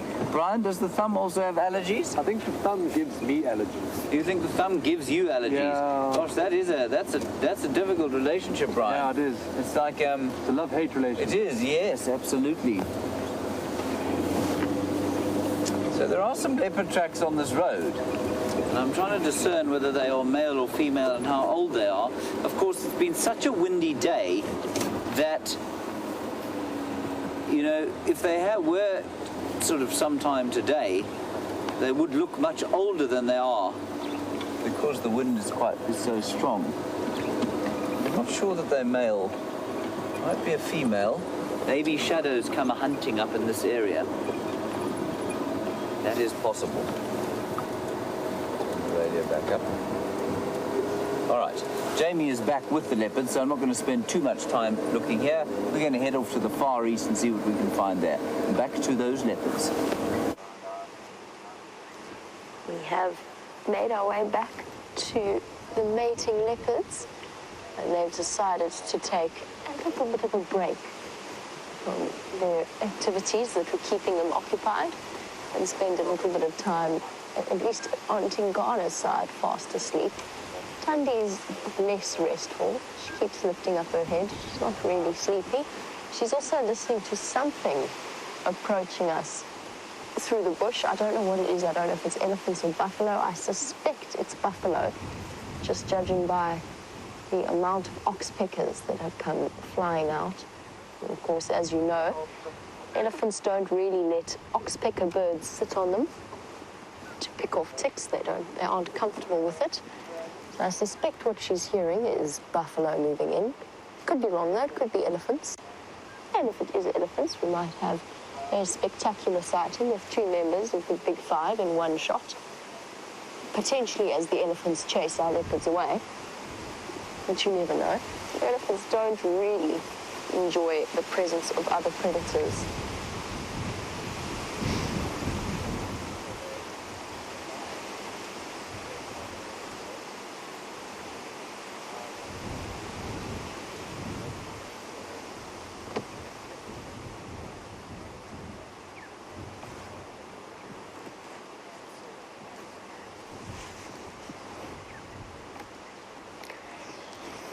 Well, we watched the two of them earlier as they mated somewhere in the region of 11 times in half an hour. And Lenny was wondering, watching the way that they respond to each other. I mean, he growls at her, she growls at him. They hiss at each other and they move apart. And clearly, neither of them really, or they certainly don't give any indications that they're enjoying the whole experience. And Lenny was wondering a little bit about whether or not any studies have been conducted into whether there's any pleasure involved in the mating process for leopards or if they just do it for reproductive purposes. And the answer is they do it for reproductive purposes. What is she seeing? She's looking up again. Sorry, Lenny, I will get to your question in a moment. And the answer is it is a purely instinctive reproductive function.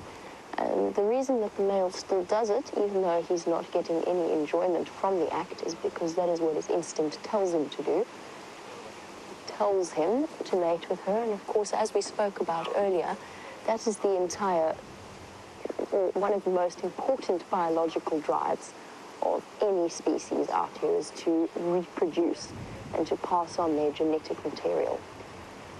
And the bigger you are, in terms of leopard dynamics, the bigger you are, the stronger you are, the more likely you are going to be able to gain a territory with lots of females in it and continue to mate with them.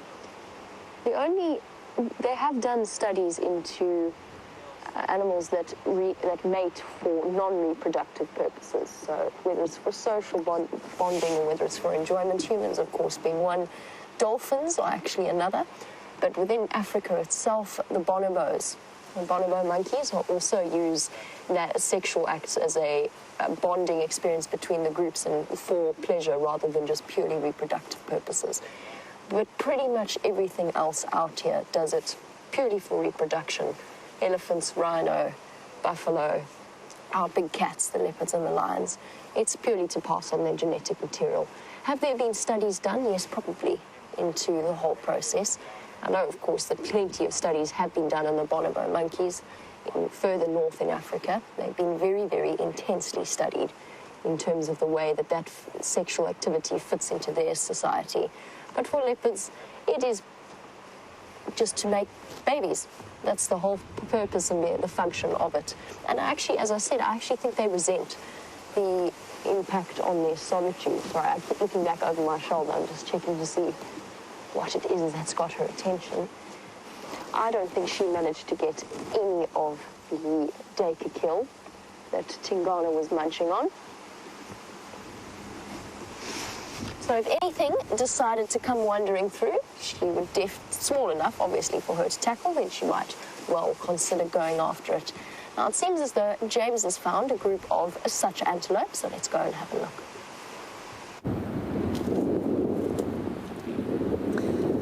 See if you can spot the odd one out, everybody. There are probably 50 or 60 impala there, but they are not alone. See if you can see what I mean. Those are all impala. Those are impala. Those are impala. There's a male impala. Those are all impala. It's an impala having a poo, but it's still an impala. Oh, there it is in the background. A wildebeest bull, and he's lurking amongst this lot simply for the protection that they afford him. He actually, I think this is the territorial bull of this area, so he's got a couple of clearings that he uses as his territory, but he will spend on a windy day like this when he can't hear anything or smell anything, he'll hang around with these impala, because they of course are very wily. Ooh. Howling gale rolling through here. So he is using them for safety in numbers. Bit of a gust coming through. And you'll see also that this is largely a nursery herd of impala, so only that one male. So he's found what he thinks is going to be his mating group. He is, of course, mistaken, because by the time mating comes around in the middle of May, he will be so thin and tired of defending a territory that he will be unable to perform. And he will lose this territory to a male who has timed things a bit differently. It's truly unpleasant in this particular part of the reserve, is it not, Bryan? It is. Let us move on. I think we'll go to the hyena den now and see if there's anything going on there. And if there isn't, we'll go across to Buffelshoek Dam and see if there's anything going on there. Cool. Back at the leopards, I'm very pleased to see.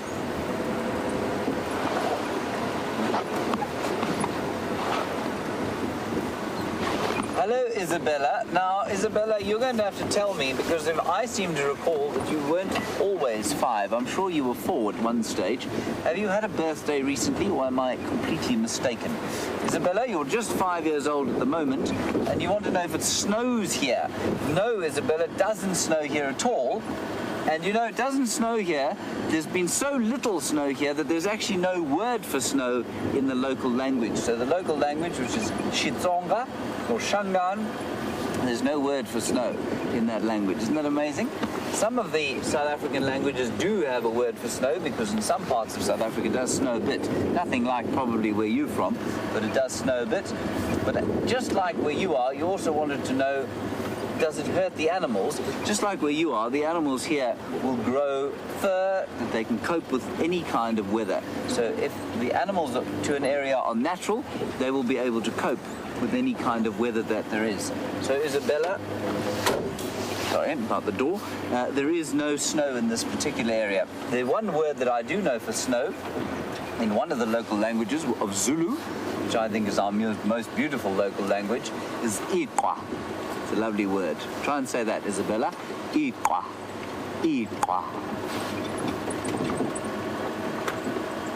There's some guinea fowl just up ahead. Now, I made mention of these guinea fowl when we were talking about whether or not we could run away from things out here. And I forget whose question that was. I don't think it was Monique in London, was it, Kirsten? You're asking if we could get away from a hippo. Not even a guinea fowl could we get away from. Like I say, Michael Johnson, of course, the current world record holder, and he has been for 11 years, I think now, of the 400 meters, or the quarter mile. He ran it in just over 43 seconds. They reckon that a guinea fowl, at full tilt, could run the 400 meters in about 28 seconds. Now, I just think that is the most astonishing thing in the world. And I'd pay a lot of money to watch a guinea fowl beat Michael Johnson around 400 meters. Wouldn't that be incredible?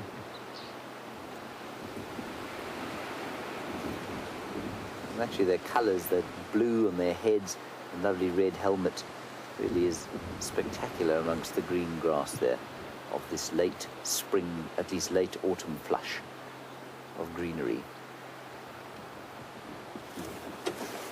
Right.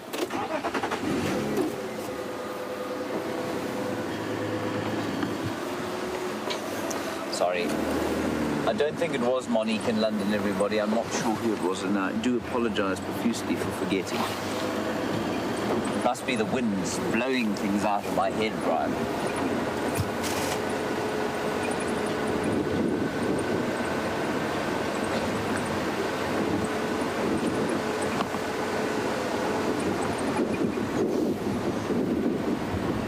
Red on YouTube, you want...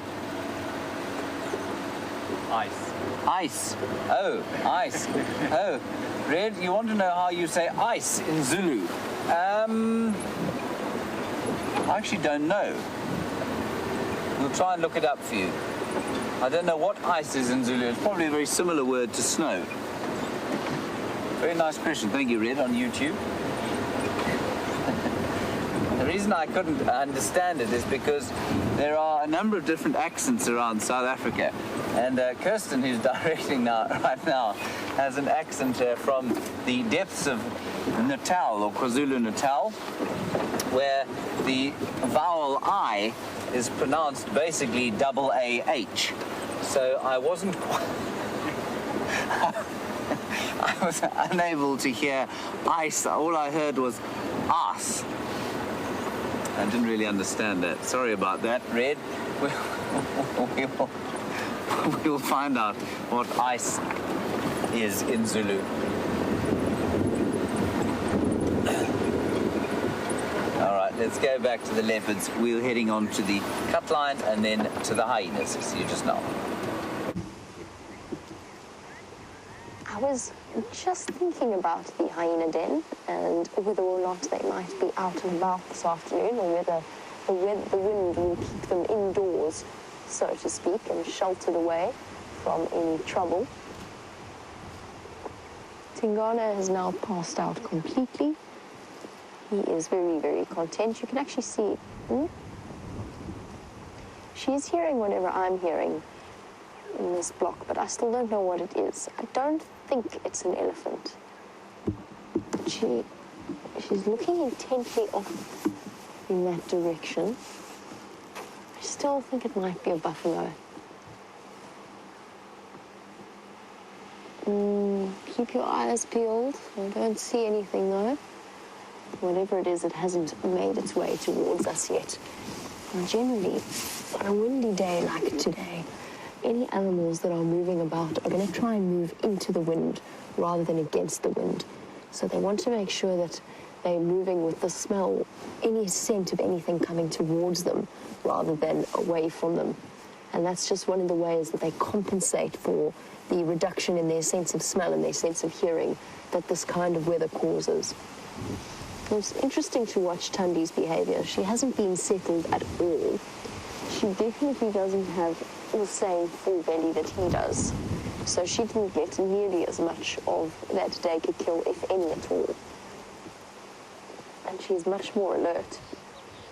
She can't seem to quite find a comfortable spot. She's curled up tightly. It's such a... Witnessing something like this with a solitary cat like a leopard is such a contrast to the social animal that is the lion. Lions, when they lie together, we saw this with the Nkumas 2 days ago, they lie on top of each other and are quite content to go and greet and to rub their faces up against each other before flopping down, occasionally on top of each other's heads. You'll never see that with a mating pair of leopards. They might lie sort of maybe close together, but there's never really any contact except when they come together to mate.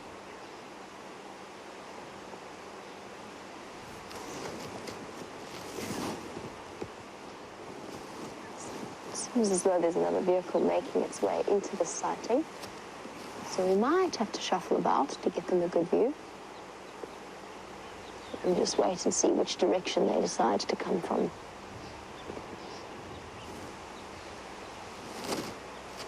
Look at that belly full of data.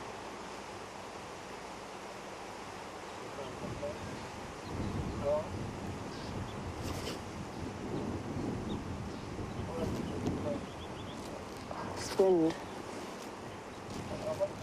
is hugely unpleasant. Very, very cold. That's why she is as tucked into a ball as she is. She's probably also feeling that. He's a bit warmer because he's got a fuller belly and is in the process of digesting that. But she is much hungrier and a bit cold and looks a little bit miserable. And it's been really lovely to have had these opportunities to spend time with Thandi. It's only this must be the 4th time I've ever seen her. And she really is a very pretty leopard.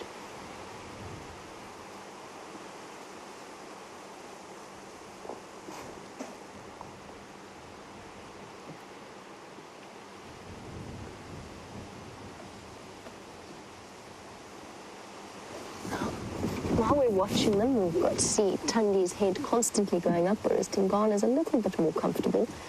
And Andy, you were wondering whether or not the big cats sleep soundly or whether they're sort of constantly on alert.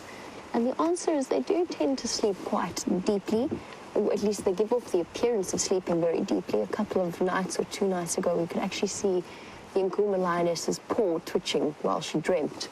But all 4 paws actually, like she was running in her sleep. So they do sleep very, very deeply. But at the same time, it takes the slightest noise, the slightest smell, the slightest movement to jerk them out of that state. And in a split second, they can go from sleeping to on the alert without any kind of transition that you or I might need in that time where we wake up first thing in the morning and you're groggy and don't really know what's going on. Brent doesn't do that, however. Brent goes from horizontal to vertical and wide awake in a split seconds.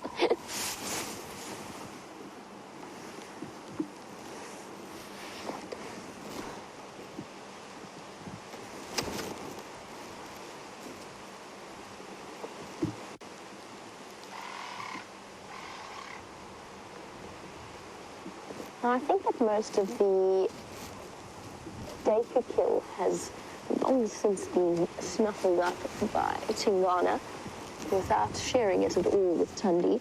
Mr. Tuvok, you were wondering if, or would Thandi try and steal the kill from him whilst he was sleeping?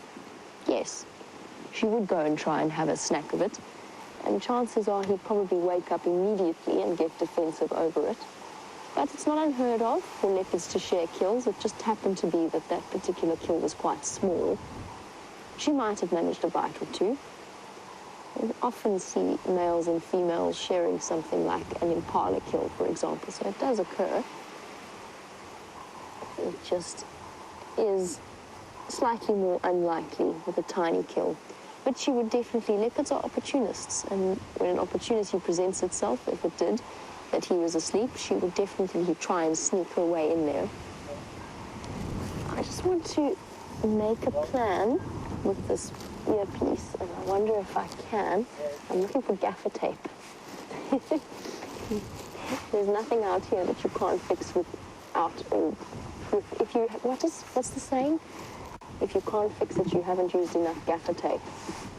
And Jeandre has just very kindly handed me some, and I'm going to try and use that as a way of sorting myself out here.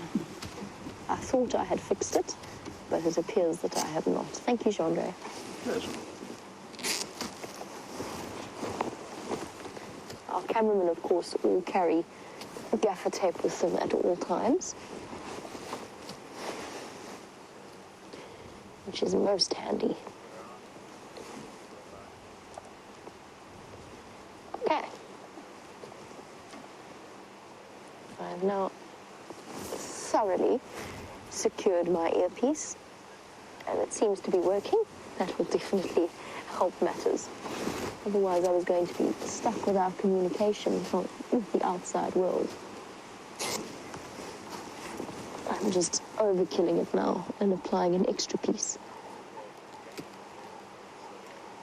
There we go. I may not be able to now leave the car without untangling myself completely, but that should hold. I'll try and show you, but it's stuck. Hold on. No, it's completely stuck. Okay, you'll just have to take my word for it. That was what I was currently occupied doing. The role of gaffer tape, of course, playing a very important role in what we do. Thank you. All sorted out, and I can hear your questions now coming through clearly. It'll be interesting to see if we're correct about the fact that these two leopards have come now to the end of their mating period. I would suspect that they've gone their separate ways. I actually thought that earlier, to be completely honest, just judging by the fact that I saw Tingana's tracks on their own yesterday morning. I really thought they'd already gone off on their separate ways, but apparently not. Now, Anne, a little bit earlier you asked about the frequency of their activity and how long they've been mating for.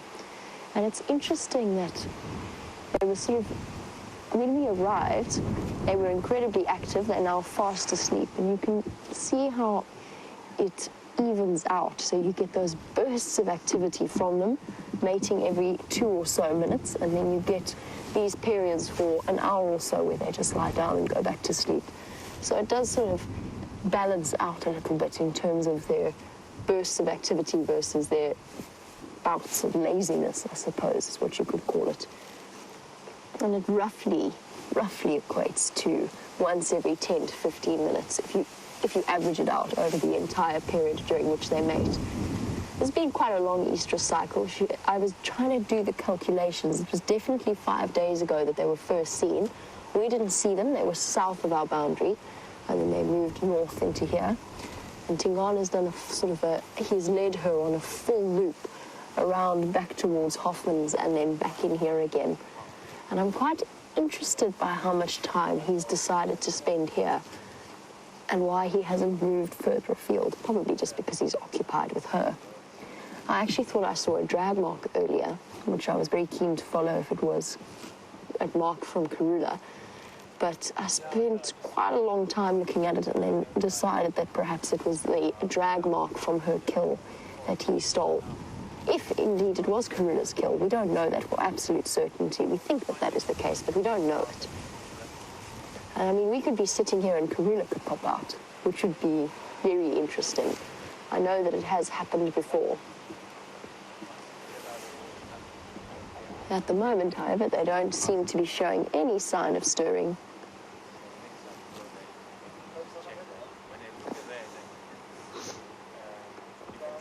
Oh, Bryan? Well, we've discussed quite a lot about the leopard's different territories and the fact that Thandi's territory is outside of this area, but that Tingana has brought her into the center of Karula's territory. And Bryan was wondering, what is the sort of average size of a leopard's territory? And the answer to that is that it actually differs from place to place. So rather than give you the average, I'll describe exactly what I mean. In the northern Sabi Sands, on average, the leopards have far larger territories than the leopards do towards the south, towards the rivers. And that's because there's far more competition for territories around a river. It's a nicer territory for a leopard.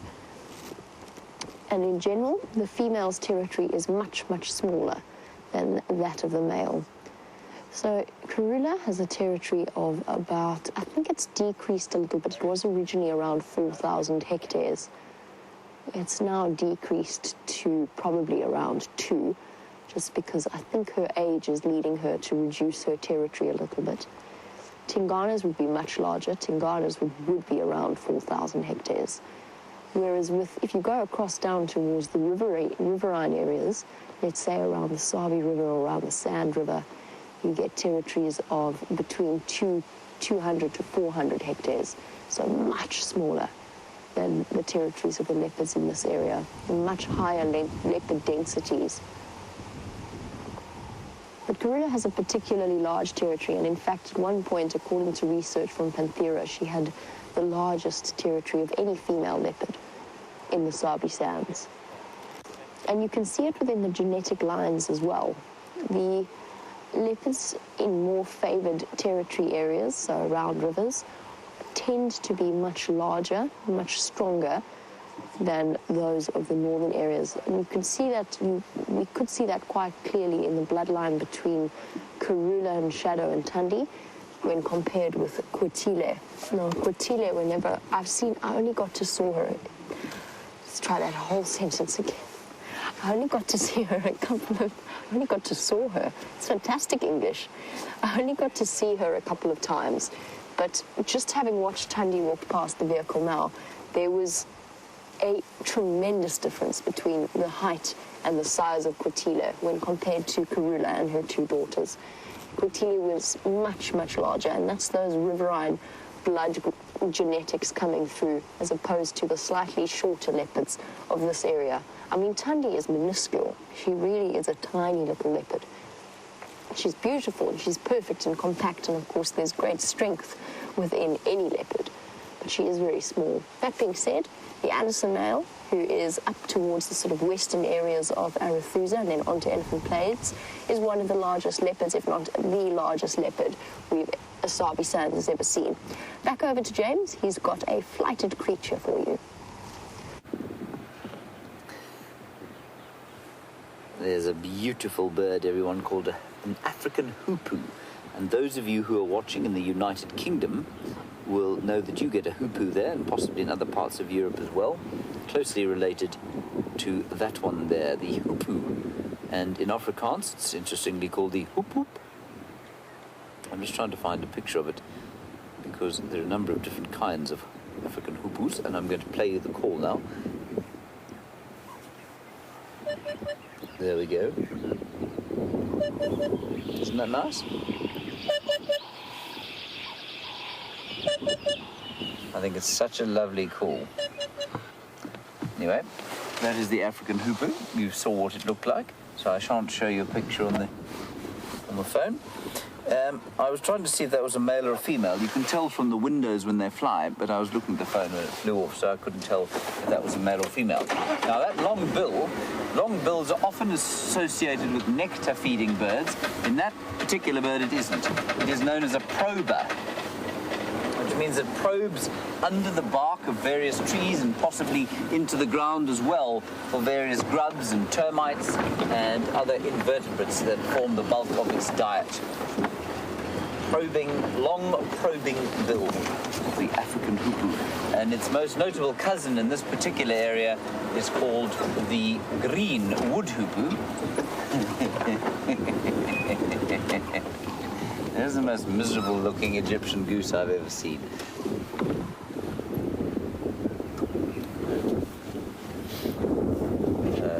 It's recovered its decorum. It was sitting there and all of its feathers were fluffed out. It looked like it had just run through a hedge.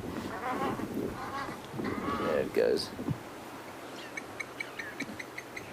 Let me quickly show you the green wood hoopoe, simply because it's actually quite a pretty bird.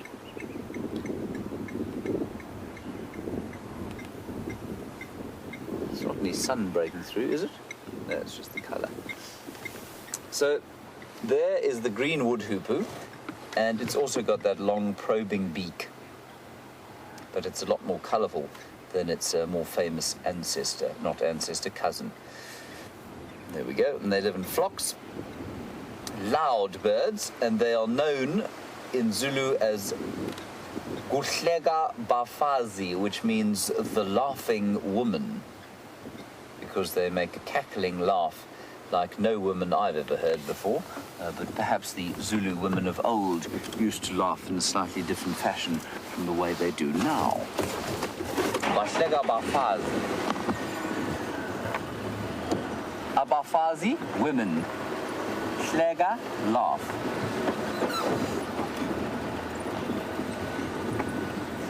It's always a good idea to schläger every day, don't you think, Bryan? Yep. Yes, it brings warmth to the soul. Where a wind like this brings nothing but freezingness to the body.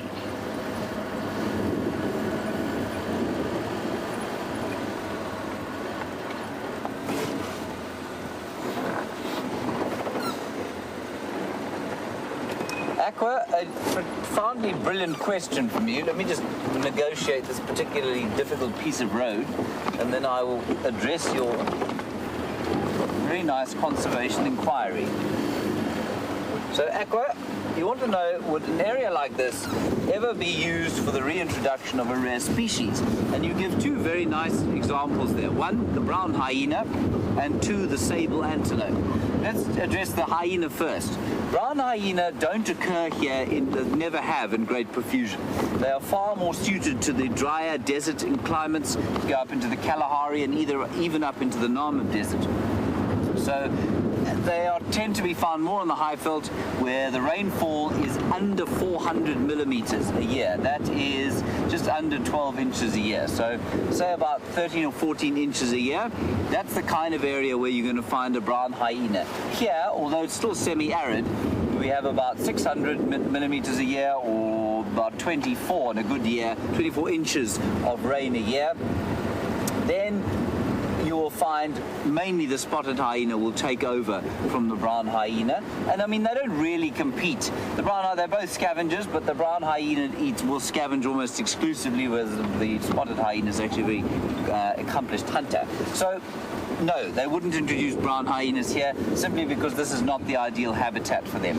Sable, now they have tried to reintroduce sable here, and there have been a number of different attempts, some at Londolozi down south. I don't know if there have been any here. I suspect there may have been. I mean, quarantine clearings was used to quarantine various introduced animals and probably exported animals at various stages. So it may have been sable at one stage. But the problem with introducing sable to the Sabi Sands, at Londolozi was twofold. The first issue they had was that those sable were bred in captivity and didn't know what a lion was. The lions, of course, walked onto the clearing when those sable were released and ate them all, basically. I think they killed 5 or 6 a night, devoured them all, and that was the end of that experience. So you've got to have them predator aware before you can release them into an area. And conservation reintroduction stories are littered with ridiculous stories like that, where people introduce wildebeest that have been born in captivity. They're very used to human beings, but they see a lion and they walk up to it and then the lion eats it, and they're all very surprised. It seems entirely logical. So that's been the one part of the sable reintroduction. The other part is that the area doesn't have sable for a very good reason. It doesn't have sable, and sable used to be so numerous in the Sabi Sands that they shot them for rations. They'd shoot them to give staff meat. There are now none left anymore, and that is simply because of us, human beings, especially private landowners, who have put water all over their land. So they've put dams all over the place, and that means that sable can't survive in this area. They get outcompeted by zebra and impala, and they cannot get away from the water enough to have their babies where lions won't come and eat them, and so it would be pointless to reintroduce sable to this particular area. In other parts of the Kruger where they are closing water points, absolutely, and I think they probably will do that in the near future, especially with even more rare antelope species like roan. It's a brilliant question. Thank you very much, Aqua. I suppose they could use it. I mean, they might introduce a cheetah here, perhaps a wild dog, but probably not.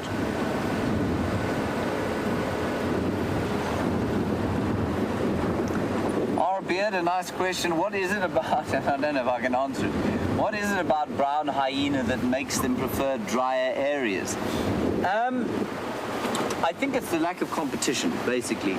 So if you were to put a brown hyena into an area like this, take out the lions, or halve the concentration of lions and take out the spotted hyenas, I'm sure they'd be absolutely fine here. I think they're better adapted to desert environments, meaning that they probably don't need water. Well, a lot of the predators are almost water independent, but it basically means they probably don't need to drink ever. They are more adapted to scavenging small animals. They can live on their own. They don't have to live in the group like the spotted hyena. And group living, the more sparse prey becomes, the more group living as a predator becomes an unviable option. So you'll often find that prides of lions in very dry areas like Namibia and the Kalahari are smaller than they would be in a place like this. You won't find giant prides of 20 or 30 like you do sometimes here or up in the Serengeti. So I think it's just an adaptation, not so much for the dryness, but the paucity of prey, and they're probably slightly more Catholic diet. So they're probably, although a spotted hyena will eat just about anything, a brown hyena you'll probably find will eat even more than just about anything. Not hunters, much more scavengers. I hope that answers your question. Right, let's go back to the leopards. We're on our way to Buffelshoek Dam. Well, they just mated once again. It was actually quite a violent mating session. He held her down for a long time. And just looking at the way that he's walking, he is very, very uncomfortable. You can see he's not even quite sure how to lie down. Almost looks as though his hips hurt. I can't decide if it's an injury to the leg or if it is just sensitivity from mating over the last few days. We'll have to I don't think we'll have the answer to that until we see him in a couple of days' time, once they've left each other. I think she might even be thinking about going again. Look at how gingerly he's lowering himself. He is not comfortable.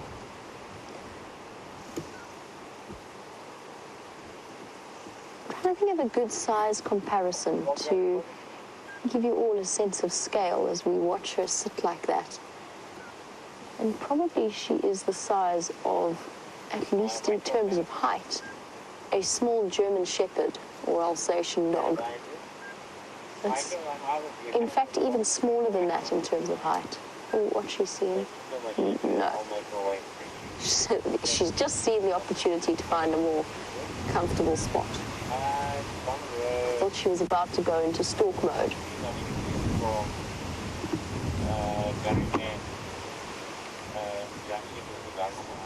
Now, Richard, apparently you've been quite concerned about Tingana's injury. I can't see what is bothering him, and I can't... Usually when an animal limps, you can... She's looking off in the direction of those noises again. You can't really... You can usually easily judge which leg it is that's hurting or which foot it is that's hurting. But watching him, it looks as though... That's what made me say it's either his hips, something happened to his hips, or it is just general chafing and sensitivity. That is a distinct possibility. I've seen him do that before after spending time mating with Karula, where he just clearly was exceptionally discomforted. There she goes again.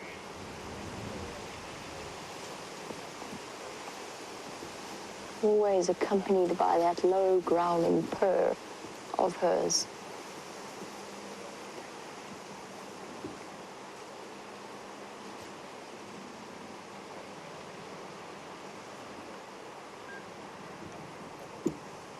And Donna, as we watch Thandi once again go into her dance of seduction, you were wondering if they get arthritis. And the answer is yes. I think that does occasionally occur. I'm going to try and just get us a fractionally closer, not closer, just better view. I'm going to stop there just because she's quite restless, so she could end up anywhere. Donna, as far as I know, leopards can get arthritis, but it is quite rare. For example, I know that elephants can get arthritis, but it generally occurs far more commonly in captivity than it does in the wild. And the same could be said for, would be most likely with the big cats. So it is almost sort of what he looks like he's got, though. It looks like an arthritic discomfort. And arthritis in humans does tend to get worse when it's cold, when the temperatures are cold. It might also be that it's an old injury that, because it is so cold, is playing up a little bit.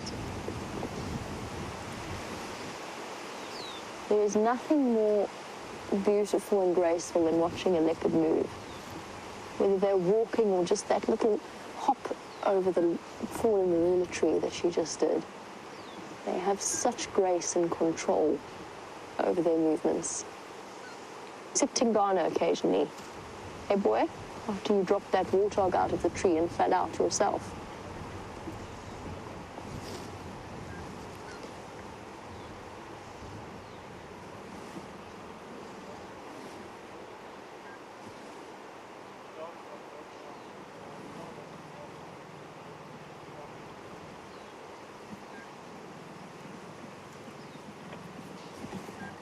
She goes again.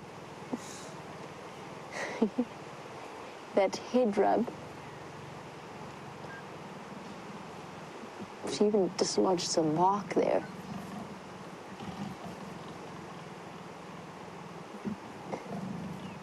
Oh, jumping straight over him. He really, really doesn't want to get up.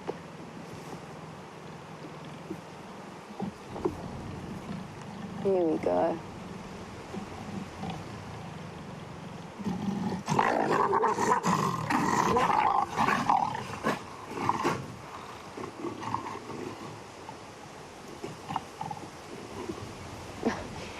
That noise is indescribable. The sound that they make. It's something that you don't really expect them to sound like. Shame, Tingana.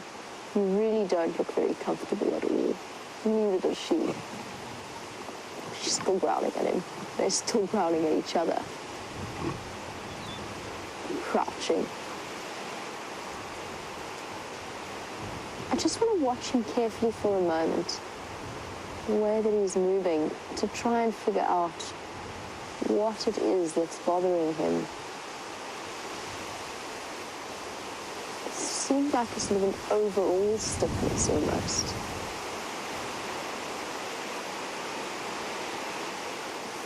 Right, then settle down again for now. Sarah, happy 4th birthday to you. I'm glad that you are watching our show and I hope that you're enjoying it. Very chilly here. Sarah wants to know if you can tell the identity of individual leopards or lions from their tracks. And it's so funny that you should ask that, Sarah. I'm going to show you what we use, or what I've been using. I've started a little project. These are calipers, and I've been using them to measure the different leopards' tracks. So what I do is I slide it open. In theory, it doesn't want to slide open now. Oh yes, that's how it works. Never mind. I'm an idiot. I'm an absolute idiot. The top part goes at the top of the toe, where the toe is, and the bottom part goes where the back part of the paw falls, and that's how I've been measuring the tracks. And what I've been trying to do, I haven't finished yet, but what I've been trying to do is measure the different tracks of each leopard that I see, or when I know which leopard it was that walked down that road.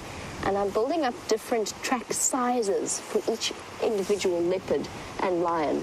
It's taken me quite a long time to do, but it's a project that I've been doing with all of the viewers, and I'm hoping I'm going to get to the point where just by judging from the size of the track, I can tell you which particular leopard it is.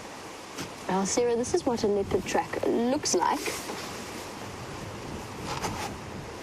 And Susan, this is also for you. Susan's watching in Australia and wants to know the difference between a leopard and a lion track. The leopard's track is incredibly neat, and it's listed as roughly 10 centimeters. Karula's back track, if I remember correctly, was somewhere around 8 centimeters, which is roughly about just less than 4 inches in length. Wula's back pad was closer to 10, and so was Tingana's. They were around sort of 10, 10.2, 10.4. So that's the rough size of a leopard track. They're very, very neat, very in proportion. The toe is quite small and delicate, beautiful little tracks. Now, this isn't the best picture. This actually really isn't the best picture at all of a lion track, so I almost want to say that this is not a good example, because you cannot see in this picture that the 3 lobes at the back of a lion track are very clear. When I measured the tracks of the Nkuhumas 2 days ago, when they walked down to the pan, the smallest foot that I measured there was 14 centimeters.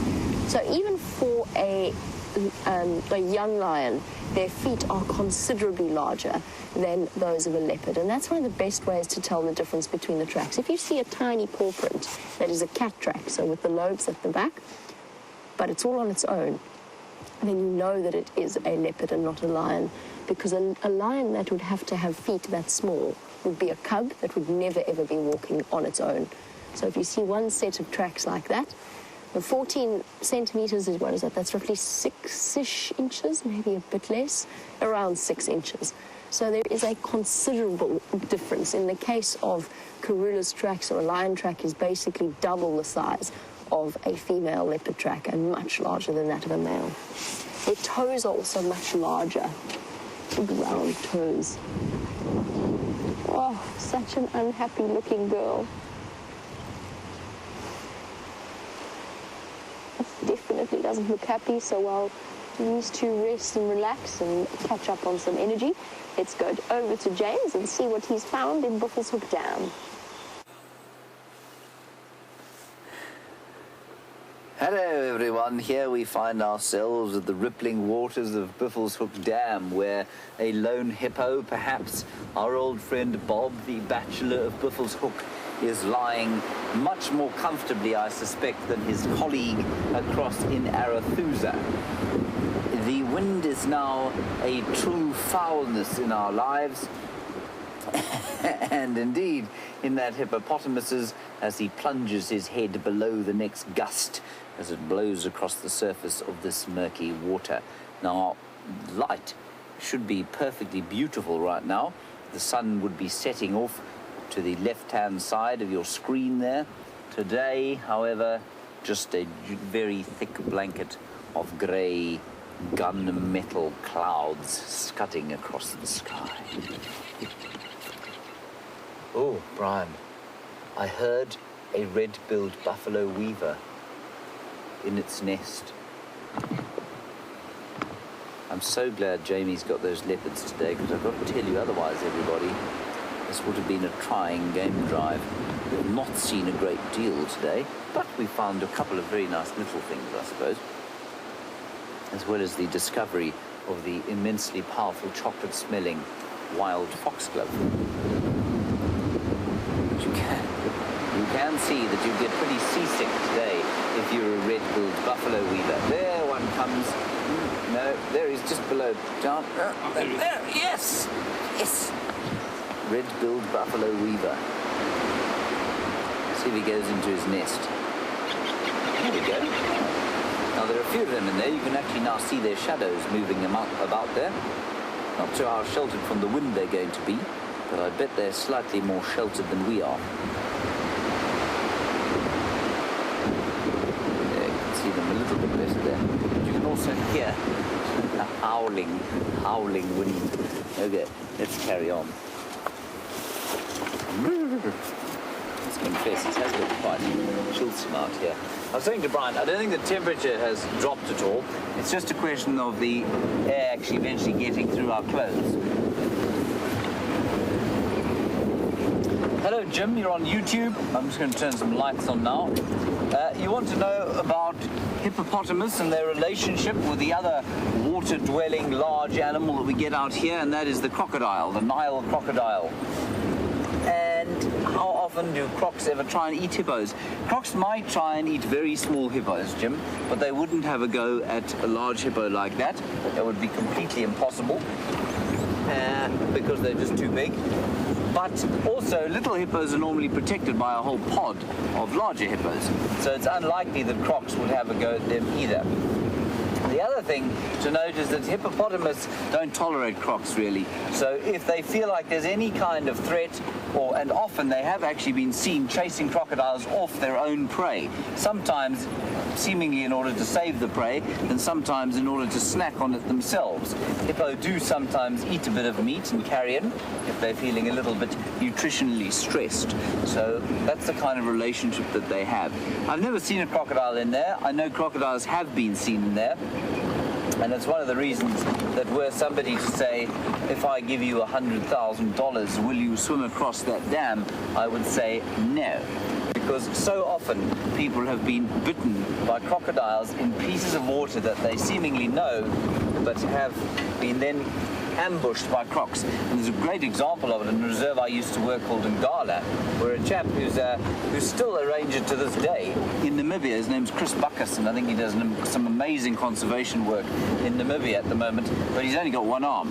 And he's got one arm because at Ngala there was a dam called Oppi Dam, and his guest said, well, or I don't know if his guest said it, or he was hot one day and he decided that he'd like to go and have a swim in the dam. I think that's how it went.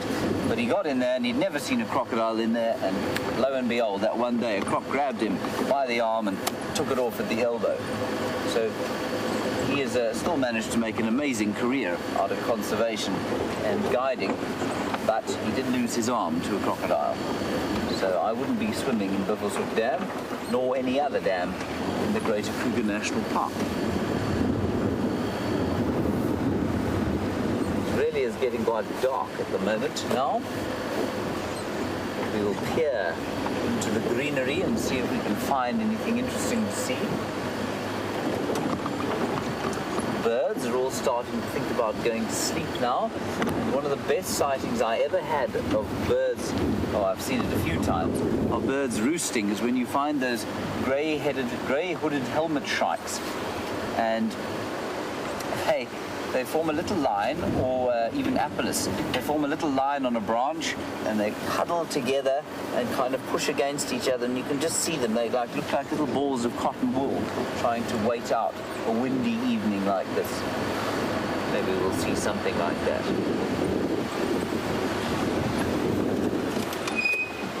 You can see a mint-coloured African migrant, my favourite butterfly, in this tree here, hanging on for dear life. That's just the slightly different coloured bits of that tree there is a mint-coloured African migrant. Let me just quickly jump out and hold the bush still, mainly for my own benefit, so that I don't freeze to death.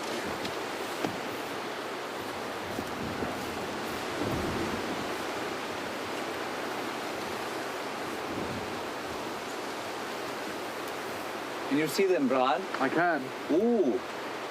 And you know what else is here, Bryan? I wonder if this thing hasn't just come out of the chrysalis. There's an old chrysalis here, an open one. I'll break it off and bring it. This butterfly has no further use for it. Come on. That's actually quite nice. I've unfortunately broken it while I was trying to take it off. But that there, everybody, is the chrysalis. Hold on. No. I have to adjust it for the light. Okay. Yep. Yeah, here we go. So that's the... Yeah, very nice. That was the chrysalis of the African migrant, and it came out of there. Now remember, a chrysalis is it's the little casing that a butterfly or caterpillar will go into and make for itself when it turns into this amorphous gloop of totally indistinguishable parts before then that gloop reforms into the incredible thing that is a butterfly. And that whole process, the hollow metabolic process, is absolutely unbelievable. Linked to the leopards, they're mating. Oh dear. Oh well, you just missed the mating again. And she's now rolling over on her back. Again, quite violent. I was trying to get a good view of Tingana to see whether or not I can see any visible injuries on him. There's a mark around his right hip, but I can't tell you if that's just a mark or if there is an actual injury there or not. He also now looks unimpressed with life. There's nothing more stunning than the eyes of a leopard. Each and every one has a slightly different color to them. In his case, they look almost sort of grey-green, at least in this light. Not like the bright blue eyes of Mvula. He does have an injury there.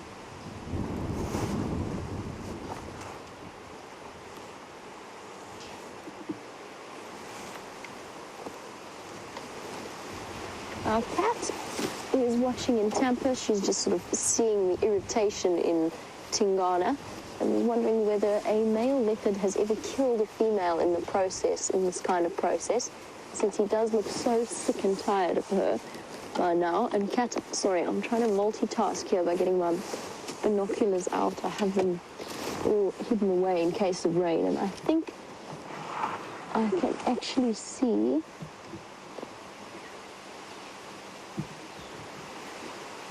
there is an injury around his back right leg. It's not very deep, at least it doesn't look very deep, but I'm struggling to see it properly in the dark. It just, I mean, from what I'm looking at, it looks like a little cut. Doesn't look like it is too serious. But that could be what is causing him this discomfort. And that might be that it's more bruised than anything else. In fact, it almost looks a bit swollen around that knee joint. Up, you can sort of see where the black of the spots has been disturbed and fluffed up. And I think that's what's causing him this discomfort. But back to Kat's question, and that probably, by the way, was inflicted by her claws hooking into his fur when she kicked him off her. Kat, I've never heard of a male leopard killing a female. It's not impossible that that could happen. It's very, very unlikely, but not impossible. Sometimes the instinct, the kill instinct could be triggered, I suppose, especially in that violence and annoyance that they display. I would say it's very unusual. I've heard of it occurring a lot with, not a lot, but more frequently with rhino. I've heard of rhinos killing the females, but that's slightly different because instead of having this induced ovulation that leopards have where they need to constantly mate, the rhinos have a similar but slightly different method in order to make sure that they've got the best mating male possible, the best genetics possible, and that is that they reject the male. All the attentions. Oh, here we go again. Hello, gorgeous. They reject the attentions of the males for about 2 weeks. They have a 2-week courting period. Here we go again. Oh, he's so cross. Look at that size difference between their heads. He's basically double her size.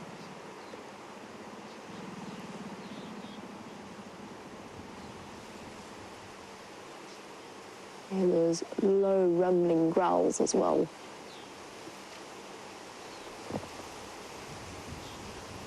Ooh, she might have taken his warning. She's moved away. You can see how the wind's unsettled her as well a little bit.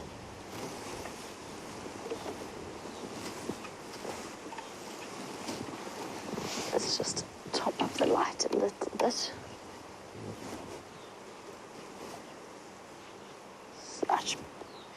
I love watching leopards at this time of day. They're too beautiful. Her eyes, in contrast, are sort of a deep brown, hazel color. Kat, I've actually heard of lions on the odd occasion killing the female that's been trying to mate with them. So it does happen with lions. I'll ask the other guides as well whether or not they've ever heard of or ever witnessed a case of a male killing a female out of frustration. Because it does, I mean, these animals ultimately are predators. That is what they are built to do, designed to do. And occasionally that instinct, it makes sense to me that that instinct could actually kick in a situation where they are irritated or irritable with each other.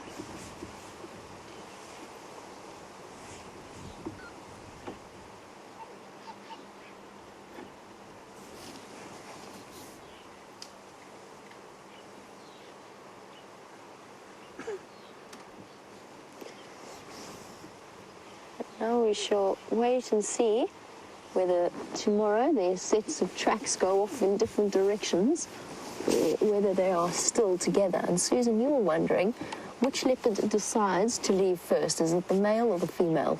And I don't think that there's much of a set pattern. It's probably the female that moves off or chooses to move off, because the male, when they're mating, usually moves where he wants to move, and she just follows behind him. She follows him. Whereas with these guys, or with leopards, if she decides she wants to go, off she goes. So the female might be the one that sort of initiates the separation, but I think it's more a mutual, not mutual decision, they just don't go in the same direction anymore.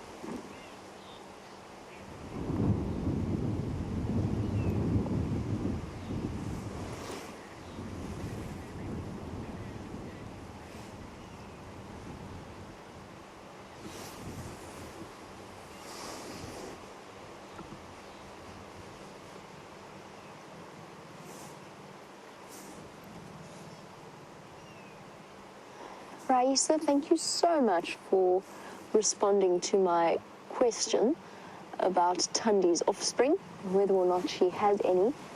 Raisa tells me that the only one that she knows of that has survived was a male that would be roughly the same age as Quarantine and Kunuma. Karula's, Thandi's actually younger brothers. And that, oh, that was a proper hiss he just gave her. I think we're coming to the end here. Apparently, this male was known as Bahuti male, and he was born roughly around 2012. And his sister, or his female litter mate, was apparently killed by lions at around 8 months old. So thank you so much, Raisa. I really appreciate that. I had no idea. This is one of the first times of this, the last few months have been the first time that I've ever seen this leopard. So incredibly useful to have that background knowledge. She's going to try again. He's not appreciating it.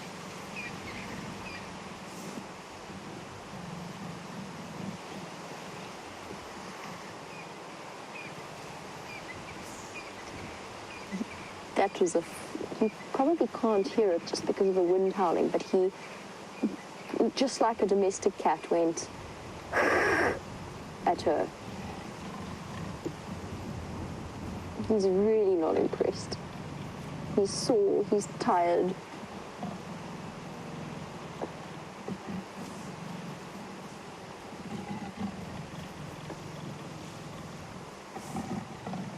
There we go. All right, if you insist, if I have to.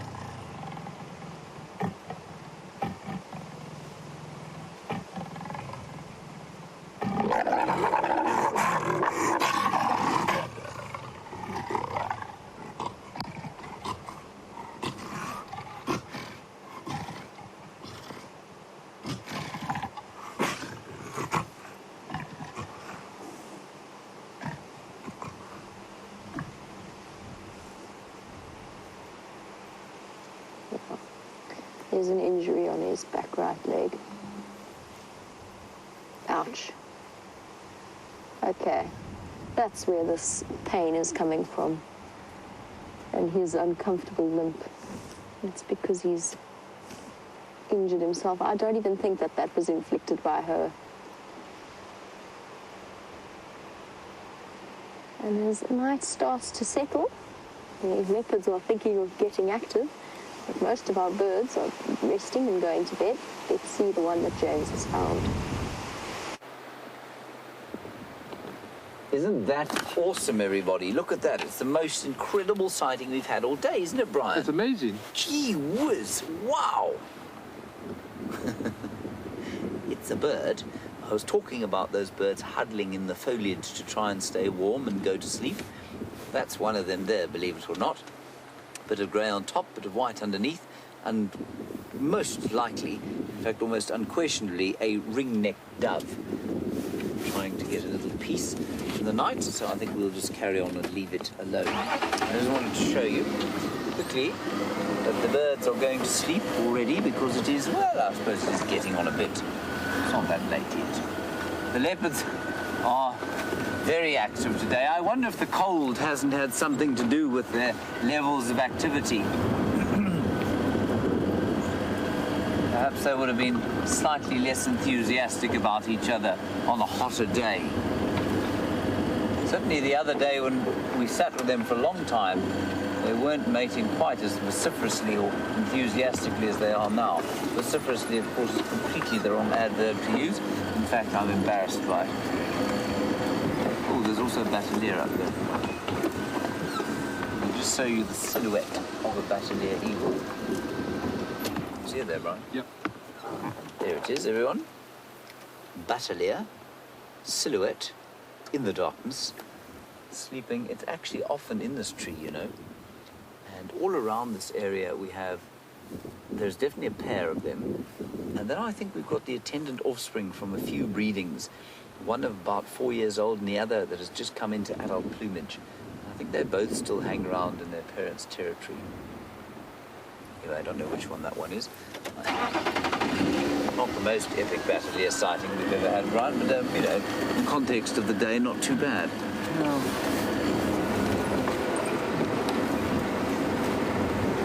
Right, let's go back to the leopards.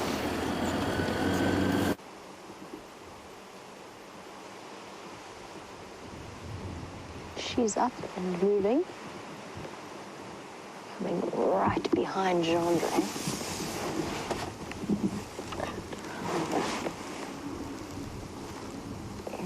There she is. And off she goes. I wonder if we have just been witness to the separation of these two. You know, judging by his reaction and his reluctance to mate with her, she might have decided to move on and go off in a different direction.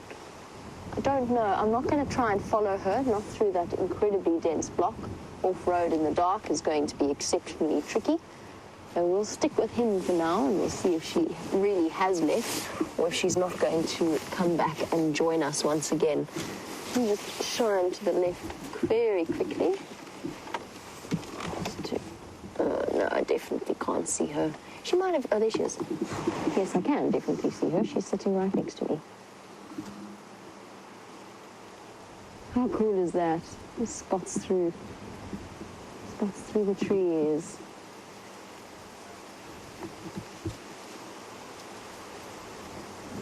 She might also be hungry. Her stomach pushing for a meal. Now that is such an iconic image. The leopard spots in the darkness.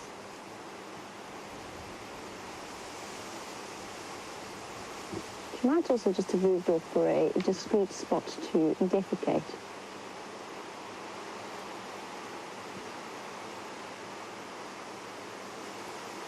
Trying to get the angle of my light right. But this is absolutely beautiful.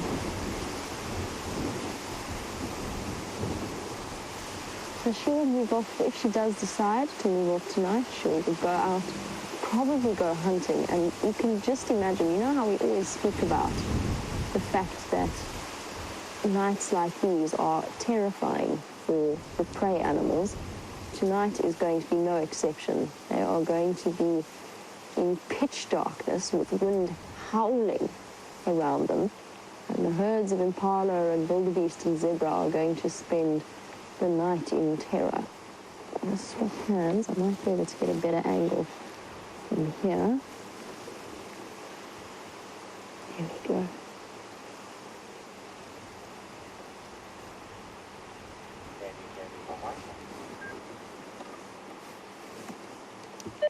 Go ahead, Mike.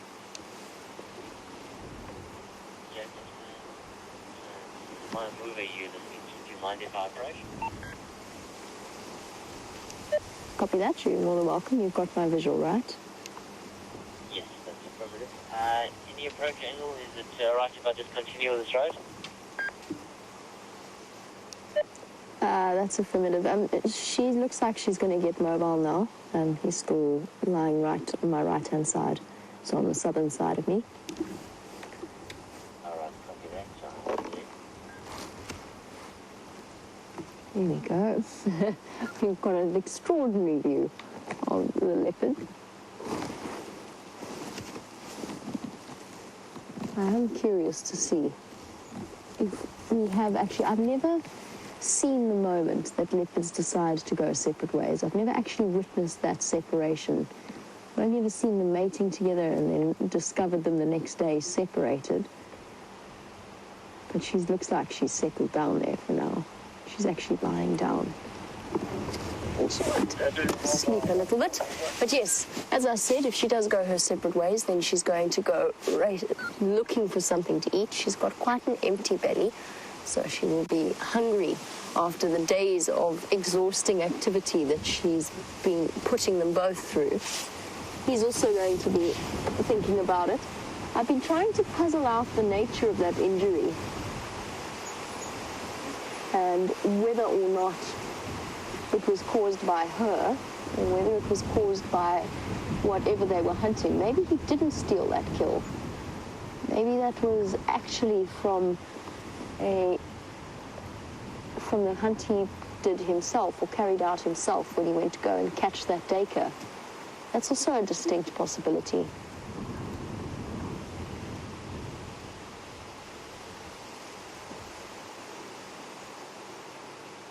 I'm just waiting for Mike from Cheetah Plains to come and join us. I'm also keeping half an eye out on what she's going to do and where she's going to go.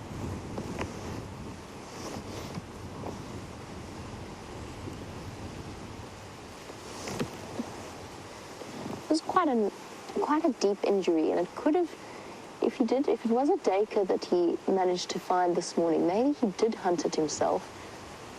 And a sharp duiker horn or a duiker hoof could inflict an injury like that.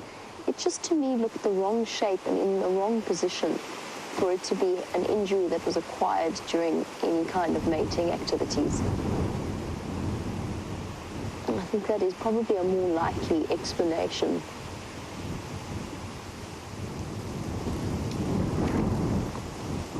But it definitely looked a bit uncomfortable, and it's clearly giving him some grief. But because it's so fresh, that might be why he's showing signs of being in as much pain as he is, just because it's a new injury.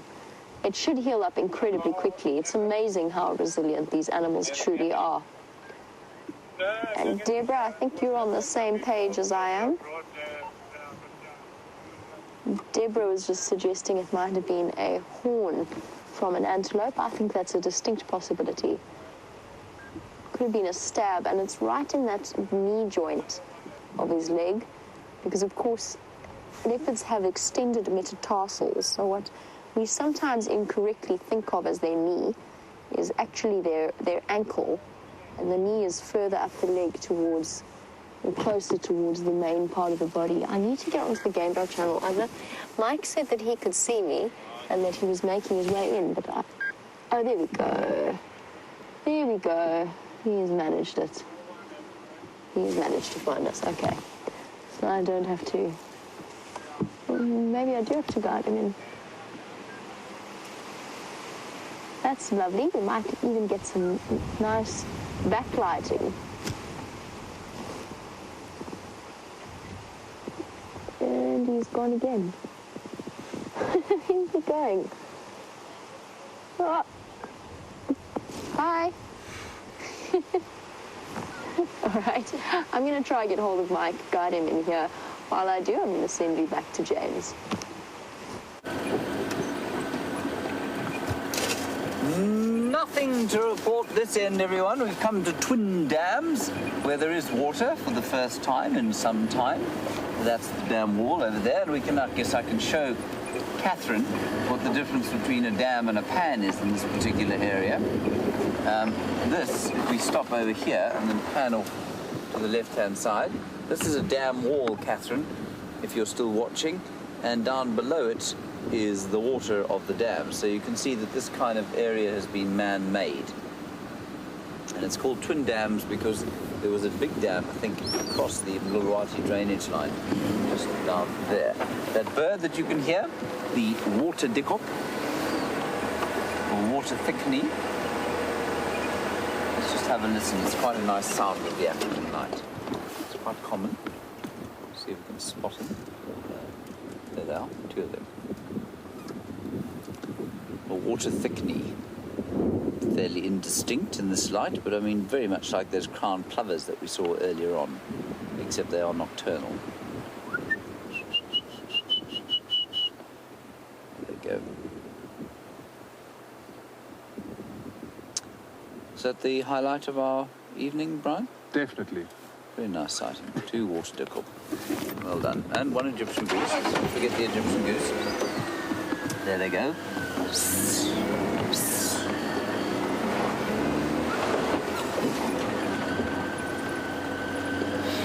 Ah. Hello, Jane.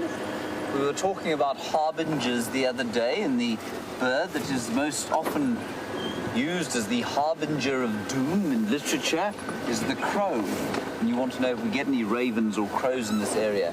Jane, sometimes the pied crow, which is an indigenous species, will pop through here. They can be nomadic, but we don't get them often.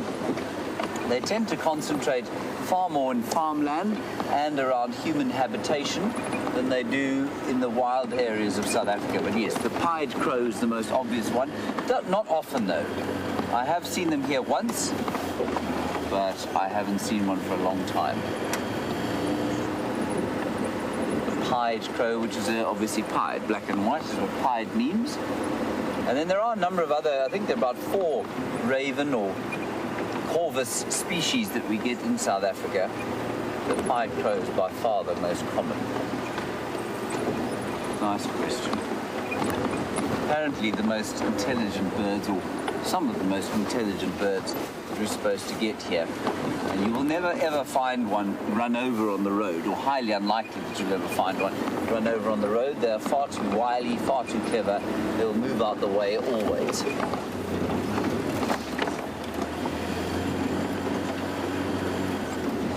So we're going to head back sort of towards quarantine clearings for the last few minutes of the drive, see what's come out into the clearings, and I suspect there'll be quite a lot coming out. No tracks at all of the Nkahuma Pride from last night. Now, I can only assume that given how much activity there's been on the reserve today, that they headed into that block where the Mvubu hyena den was, or sort of between there and the old Gallagher shortcut den, because it is very thick in there. And we haven't found their tracks coming out. That's the kind of the block they were in already last night. So maybe they killed something in there sometime during the night and they just haven't emerged. I don't know. So we'll go and look around quarantine and see if they don't pop out at some stage. So that's the 5 lionesses of the Nkahuma Pride. We didn't see today, and we didn't see their tracks. Often we'll watch them for 2 or 3 days, and then their tracks will very obviously cross sort of east or west out of the reserve, or north. Very seldom south, because that's Sticks territory. A couple of eyes in the trees up ahead here. I think they're impala. Oh, Chris Rogue. Sorry, I didn't update you all. You wanted to, there's some kudu in there. I'm just going to pick the light off them. Chris Rogue, I did go to the hyena den. They were all asleep, or I didn't see any there. And I'm pretty sure that all the youngsters were just down bedding inside, huddling. So we did go and have a look. We sat there for about 5 minutes, but there was nothing going on there at all, Chris. I forgot to tell you all about that. Sorry about that.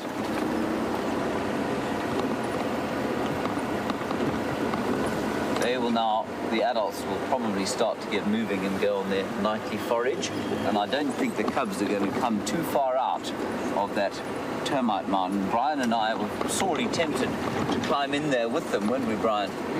Probably a bit smelly, hey? That's okay. Would have been warm. It would have been warm, yes. A little smelly, but very warm. This hand is now getting cold, so I'll swap it. Now, I'm sure those of you who live in North America and Britain and other parts of Eurasia possibly think that we're being ridiculous when we say it's cold. It's probably about 14 degrees Celsius now, which is, well, what is that? That's at least, it's probably 54 degrees Fahrenheit, which isn't particularly freezing, is it? It just feels very cold to us.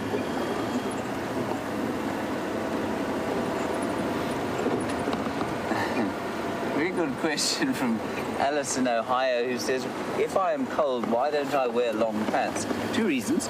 Firstly, when I started off the drive, 3 reasons. When I started off the drive, I wasn't that cold. Secondly, I hate the feeling of long pants. I always have. From when I was a very small boy, I've always hated the feeling of long pants. And thirdly, by wearing long pants now, I'd be admitting that that the summer is over and that the winter is here, which it isn't quite yet. And so I'm going to keep the short pants for as long as I can. I don't think I wore long pants last year at all. We didn't have a very cold winter. So I managed to get through it without. I actually don't have any long pants here that would be suitable. So I shall just have to stick to my short pants and a blanket.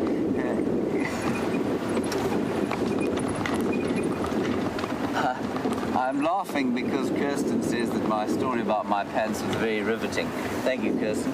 If there's one person in the camp who's more sarcastic than I am, it is Kirsten McLennan-Smith. Zoe, you say that my light shining skills have become much more skillful. Well, thank you. I don't know how you've noticed this. Perhaps it's less of this sort of thing while I'm talking to you. It probably makes a big difference. I'm not sure that I've spotted any more animals with it, but perhaps the glare off the dashboard isn't quite as bright and unpleasant as it used to be. Thank you for that, Zoe. One does what one can, you know, even if that happens to be very little, as the case today. We're now not too far from where those mating leopards are. I'm not sure if they're still mating. I don't think they are. I think we're having a bit of a break, brief hiatus, before one of them gets too cold and they decide to have another go, or probably go off and hunt something. There's a flash of eyes there. It may have been a spider.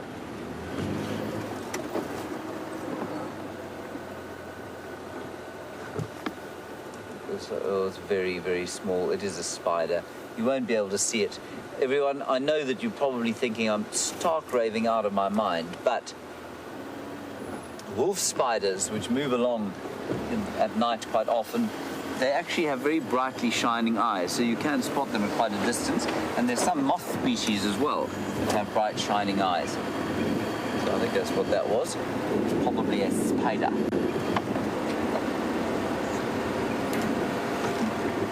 The other thing about shining eyes is that unless you're directly behind the light, you won't see them. So if I go, oh, there's a bush baby over there, Bryan won't be able to see it because he isn't sitting exactly at the same angle that I am.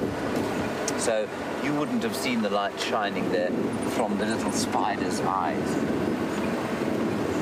Was that riveting, Kirsten? I bet it was. Very riveting, apparently.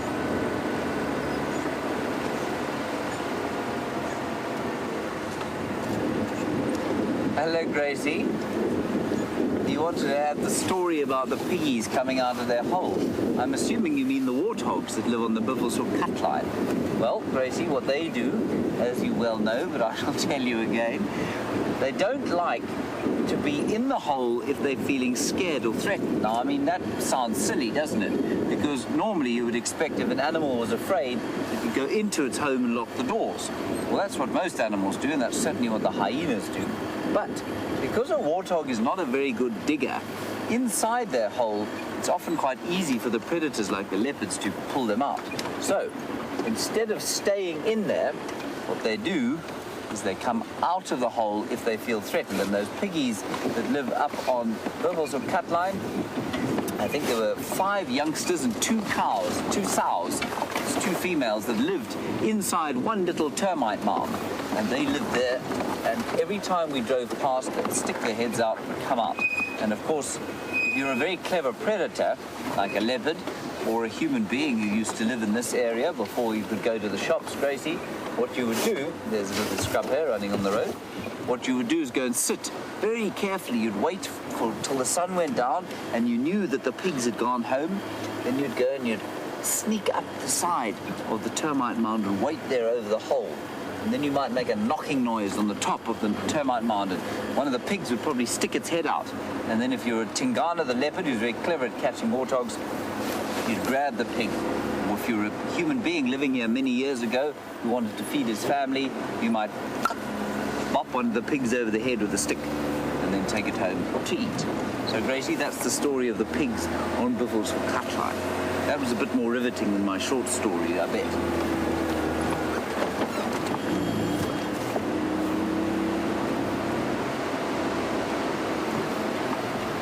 All right, we're going to bid you a farewell now. Bryan, thank you for your stoic efforts this evening. Oh, thank you, James. Yes, well done.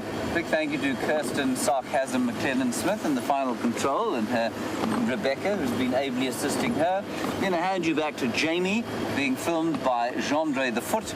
And we will see you tomorrow morning at 0600. Yes, that's when we'll see you. Thank you to all of you for, I said to you at the beginning that I thought it might be quite a quiet drive in the wind, but we've had some wonderful chats, and I thank you very much for taking the time to send through your questions and then hopefully listening to the riveting answers that I gave you. Until the dawn tomorrow, bye-bye and stay safe.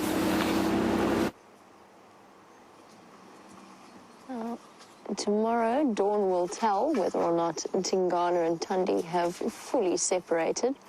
She seems to have disappeared off into the dark night, and he has shown absolutely no interest in following her. And just bear with me for 1 second. I just need to chat to Mike.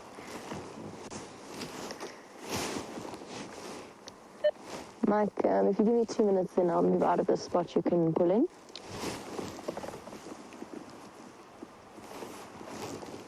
I don't mind if we both can see, but if there's visuals from behind you, no problem. Copy that, thanks, Mike. He's very flat. Just letting Mike know that he might have to just wait for just that little moment that he can take my place and get the best view. We've got a beautiful shot of those lovely paws that we were speaking about earlier, that leave those perfect round paw print tracks. You can even see the 3 lobes at the back and the dew claw sticking out a little bit. Tingana has been mating with a lot of the females in this area, and there's a chance that he is the father of both Karula and Shadow's cubs. And Jilly was wondering whether or not a male leopard would recognize his own cubs. And the answer is yes, for the most part. That's sort of the way that nature would intend it. He wouldn't recognize the cubs as his own. He would recognize the cubs as being cubs from a female that he has mated with. And we've spoken a lot about the fact that the females will move from male to male and mate with as many different options as possible in order to ensure the safety of their cubs.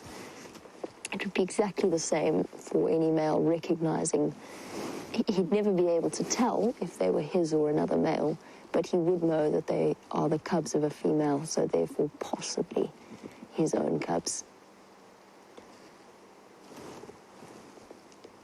A really interesting question. Tingana has been, according to guides that have worked in this area longer than me, apparently he has a reputation of killing cubs.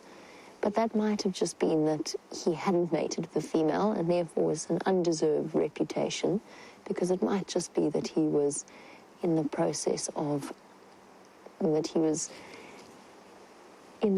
acting on natural male leopard instincts. Killing a cub in order to bring the females back into estrus and mate with them and pass on his genetics. Just check carefully on your left there. You have checked, okay. She was lying up on my left somewhere there, but I think she's moved off. Cool.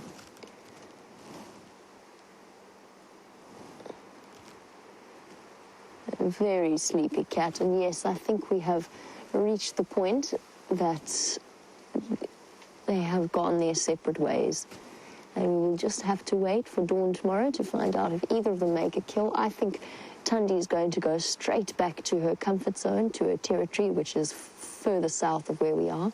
Tingana, however, might still be around, and we'll get to hopefully get a better glimpse at that injury on his leg, because it looks to me, now that I'm seeing his left side, it looks like he's got a bit of a scrape on that left knee as well. There's something uncomfortable, but exciting prospects nevertheless for our sunrise safari tomorrow. And who knows, we might even discover where the Nkahumas decided to fly off to between yesterday and today. We've got quite the cat streak going on. Hopefully we can keep it up for the drives ahead. Jeandre, thank you very much for all of your fantastic camera work as always.